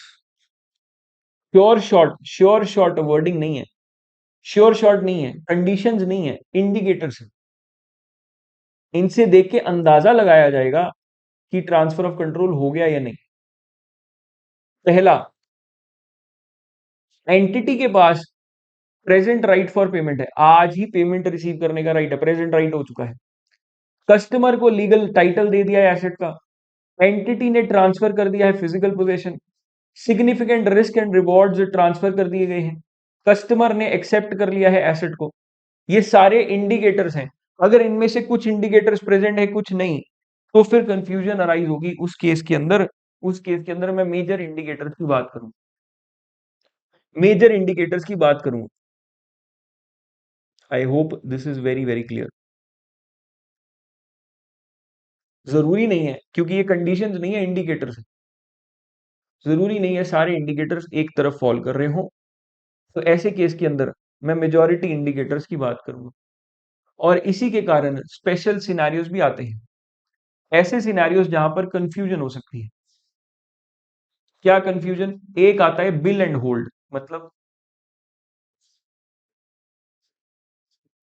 आप अपने पास की दुकान पर गए, आपने राशन पैक कराया, सब कुछ बोला लाला जी, पैसे की भी बात कर ली, सब कुछ बिल बनवा लिया, बोला लाला जी अभी अपने पास रखो, वापसी पे ले जाता हूं। आप 10 दिन नहीं गए, 15 दिन नहीं गए, अब वो लाला जी उसको सेल माने या नहीं माने? क्या लाला जी बोल दें कि रेवेन्यू हो गया कि नहीं हुआ? इसके अंदर बिल हो जाता है लेकिन फिजिकल पोजेशन ट्रांसफर नहीं हुआ है, इसलिए कंफ्यूजन आ रही है। बिल हो गया है लेकिन फिजिकल पोजेशन ट्रांसफर नहीं हुआ, क्या सेल मानूं? तो हमने बोला कुछ बेसिक कंडीशंस है जिसको आप देख लीजिए। क्या कस्टमर ने खुद रिक्वेस्ट किया था कि पैकिंग करके अलग रख दो, या आपने पैकेट्स बना के रखे हुए हैं? कोई स्टैंडर्डाइज पैकेट्स बना के रखे हैं, या कस्टमर आया था उसने अपने हिसाब से आपको पैक करवा के रखा है? क्या प्रोडक्ट आइडेंटिफाइड है एज बिलोंगिंग टू कस्टमर? क्या हमने पैकेट बना के रख दिया है कि हाँ ये जो लिफाफा है ये हमें रामलाल जी का है, ये रामलाल जी को ही दिया जाएगा? तो इसके अंदर प्रोडक्ट भी आइडेंटिफाई हो गया to customer. Ready for physical transfer है क्या, कि अगर आज ही पर्सन लेने आ जाए तो मैं एज इट इज उसको दे सकता हूं? क्या रेडी है? बिल्कुल। और मैं इसको रीसेल तो नहीं कर सकता, ऐसा तो नहीं है कि मैं इसको खोल कर रीसेल कर दूं या यूज कर दूं। अगर ये सारी कंडीशंस फॉल करती हैं एक साइड पे, तो मैं बोलूंगा जी हाँ, ये बिल एंड होल्ड अरेंजमेंट है, इस केस के अंदर सेल हो चुकी है। अगर ये कंडीशन सारी फुलफिल होती हैं तो मैं क्या बोलूंगा? Sale is done. सिर्फ फिजिकल पोजेशन जाना रहता है, लेकिन सेल हो गई है, मैं रेवेन्यू रिकॉग्नाइज कर लूंगा। अगर सेल हो गई है तो revenue would be recognised, sale हो गई तो रेवेन्यू भी रिकॉग्नाइज हो गया। अगर मैं आपका सामान अलग करके रखने का कुछ आपसे एक्स्ट्रा पैसे लेता हूं, सेपरेट वेयर हाउसिंग चार्जेस लेता हूं, तो ये मेरा सेपरेट रेवेन्यू होगा। ये सेल ऑफ गुड्स में नहीं जाएगा, इसका इसको मैं अलग से as as warehousing charges अलग रेवेन्यू शो करूंगा। ये I entered into the following sale transactions during the year. On 31st March, J sells an oven plus spare parts to Marco for 220. The price was split between $2 lakh for the oven, 20,000 for the spare parts. J delivered the machine on 31st March 2017, but was asked to hold the spare parts by Marco because Marco's factory was very close to J's warehouse. Right? J expects to hold the spare parts for 2 to 4 years, उसको लगता है 2 से 4 साल मेरे पास ही पड़े रहेंगे। The parts are kept separately in the warehouse, cannot be used और sold by J, and are ready for immediate delivery and collection at Marco's request. J agree to the transaction as it meant that holding cost would be insignificant. J agree भी कर गया है। Financial reporting treatment इसका explain करो। इस case के अंदर मेरी पूरी सेल जो है, रेवेन्यू है, कितना हो जाएगा मेरा रेवेन्यू? ऐसे केस के अंदर, ऐसे केस के अंदर मेरा रेवेन्यू कितना आ जाएगा? 2,20,000। रेवेन्यू 2,20,000 आएगा, जिसके अंदर दो पोर्शन आ जाएंगे। 2 लाख फॉर द मशीन और अवन, 20,000 फॉर स्पेयर्स। होगा रेवेन्यू पूरा ही, होगा रेवेन्यू पूरा ही। क्यों पूरा रेवेन्यू होगा? जो मैंने कंडीशंस पढ़ी, जो कंडीशंस पड़ी बिल एंड होल्ड की, वो सारी की सारी पूरी पूरी हो रही है। तो ये typical bill and hold transaction है, जिसमें मेरा रेवेन्यू पूरा पहले ही रिकॉग्नाइज हो जाएगा।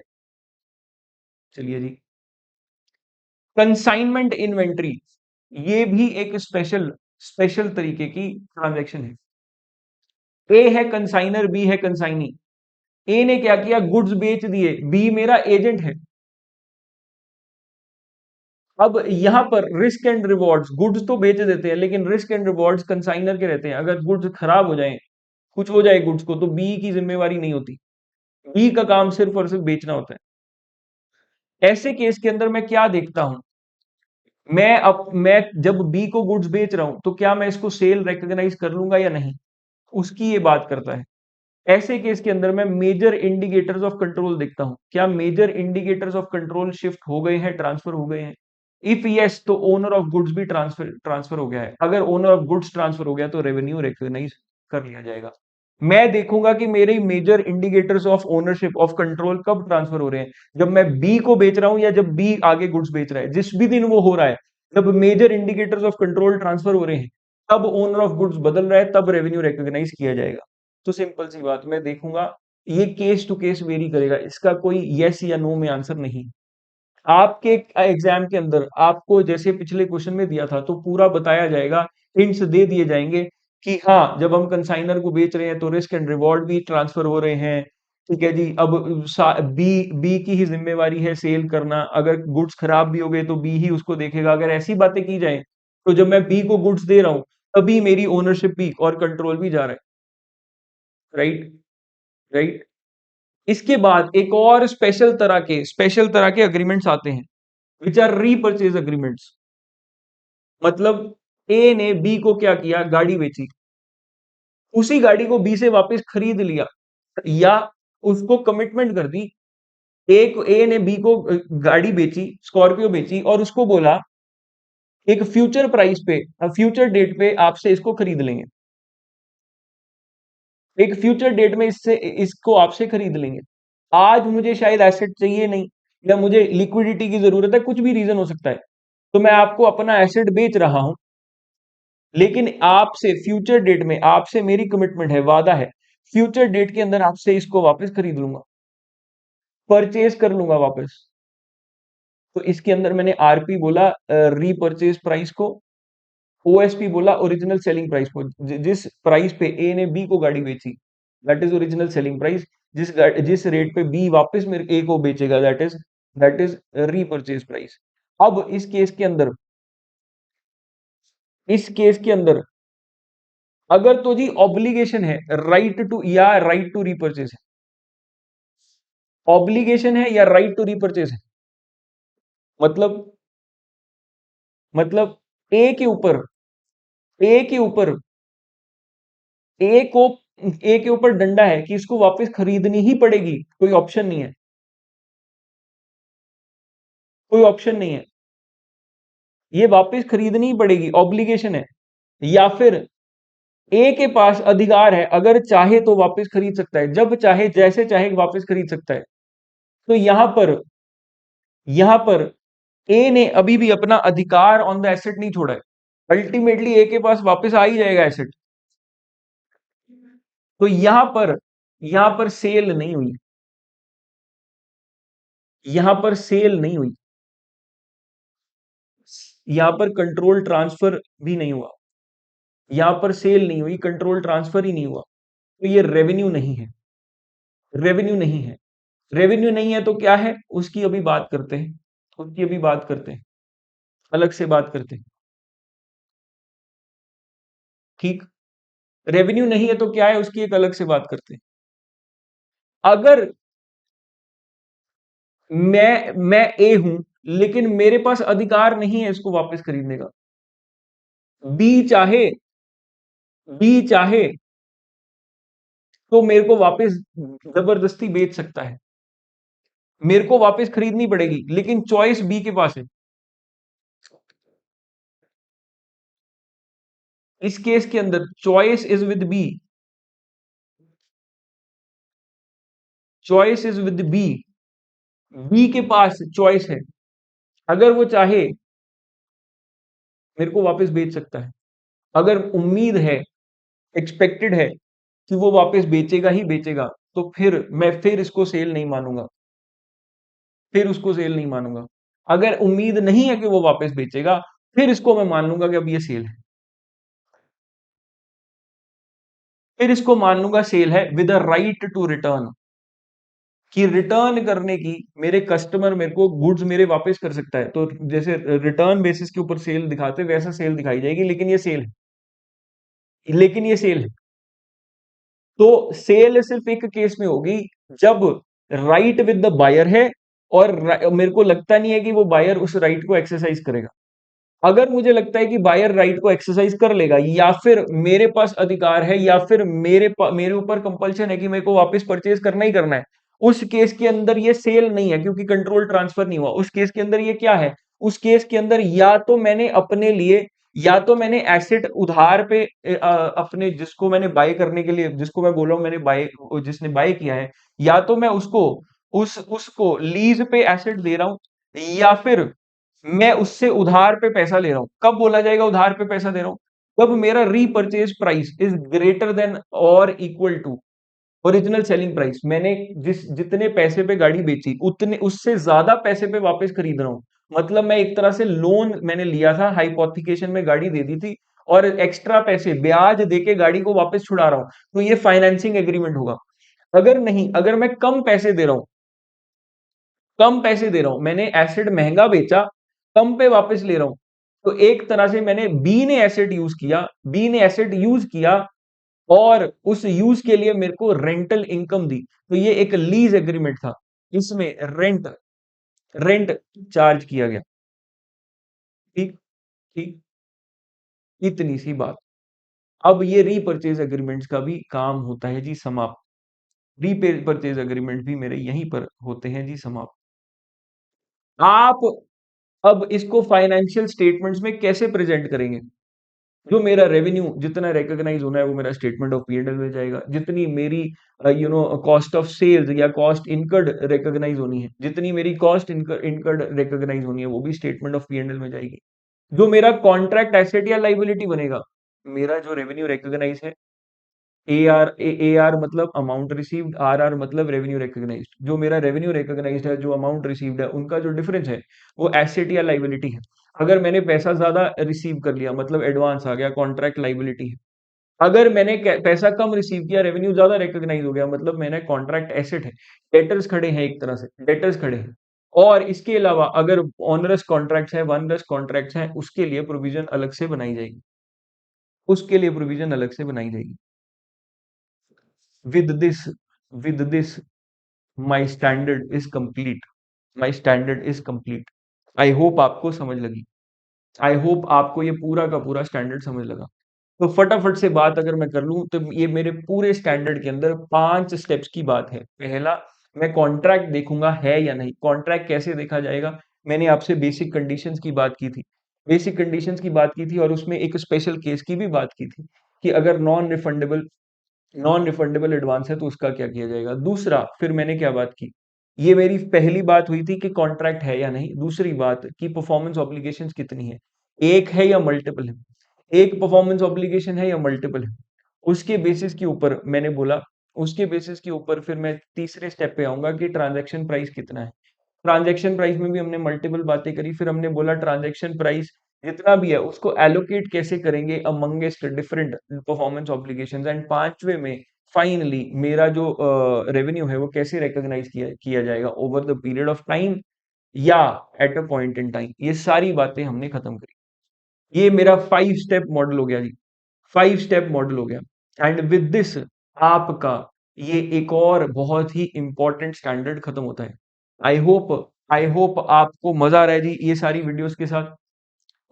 इस वीडियो को खत्म करने से पहले आपसे बस एक छोटी सी रिक्वेस्ट, हमारा एक टेलीग्राम चैनल है, आप ही के लिए यूजफुल है।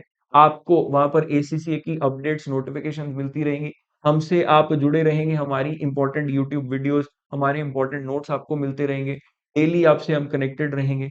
इसी के साथ इस लेक्चर को करते हैं खत्म। आई होप आपको पढ़ने में मजा आ रहा है जी, क्योंकि इन लेक्चर्स में मेरे को पढ़ाने में बहुत मजा आ रहा है। आई होप आप इन लेक्चर्स को एंजॉय कर रहे हैं। अभी तक बड़े अच्छे-अच्छे कमेंट्स आ रहे हैं, तो उसके लिए भी बहुत-बहुत धन्यवाद। राइट, आई होप ये लेक्चर्स ऐसे ही आपको हेल्प करते रहें, आप इन लेक्चर्स को करें एन्जॉय और पढ़ना करें एन्जॉय, क्योंकि मैं पढ़ाना कर रहा हूँ जी एन्जॉय। ऑन दैट नोट आज के लिए आपका बहुत-बहुत धन्यवाद। फिर मिलेंगे एक और लेक्चर के साथ, नेक्स्ट टॉपिक के साथ। तब तक के लिए बहुत-बहुत शुक्रिया, धन्यवाद, नमस्कार।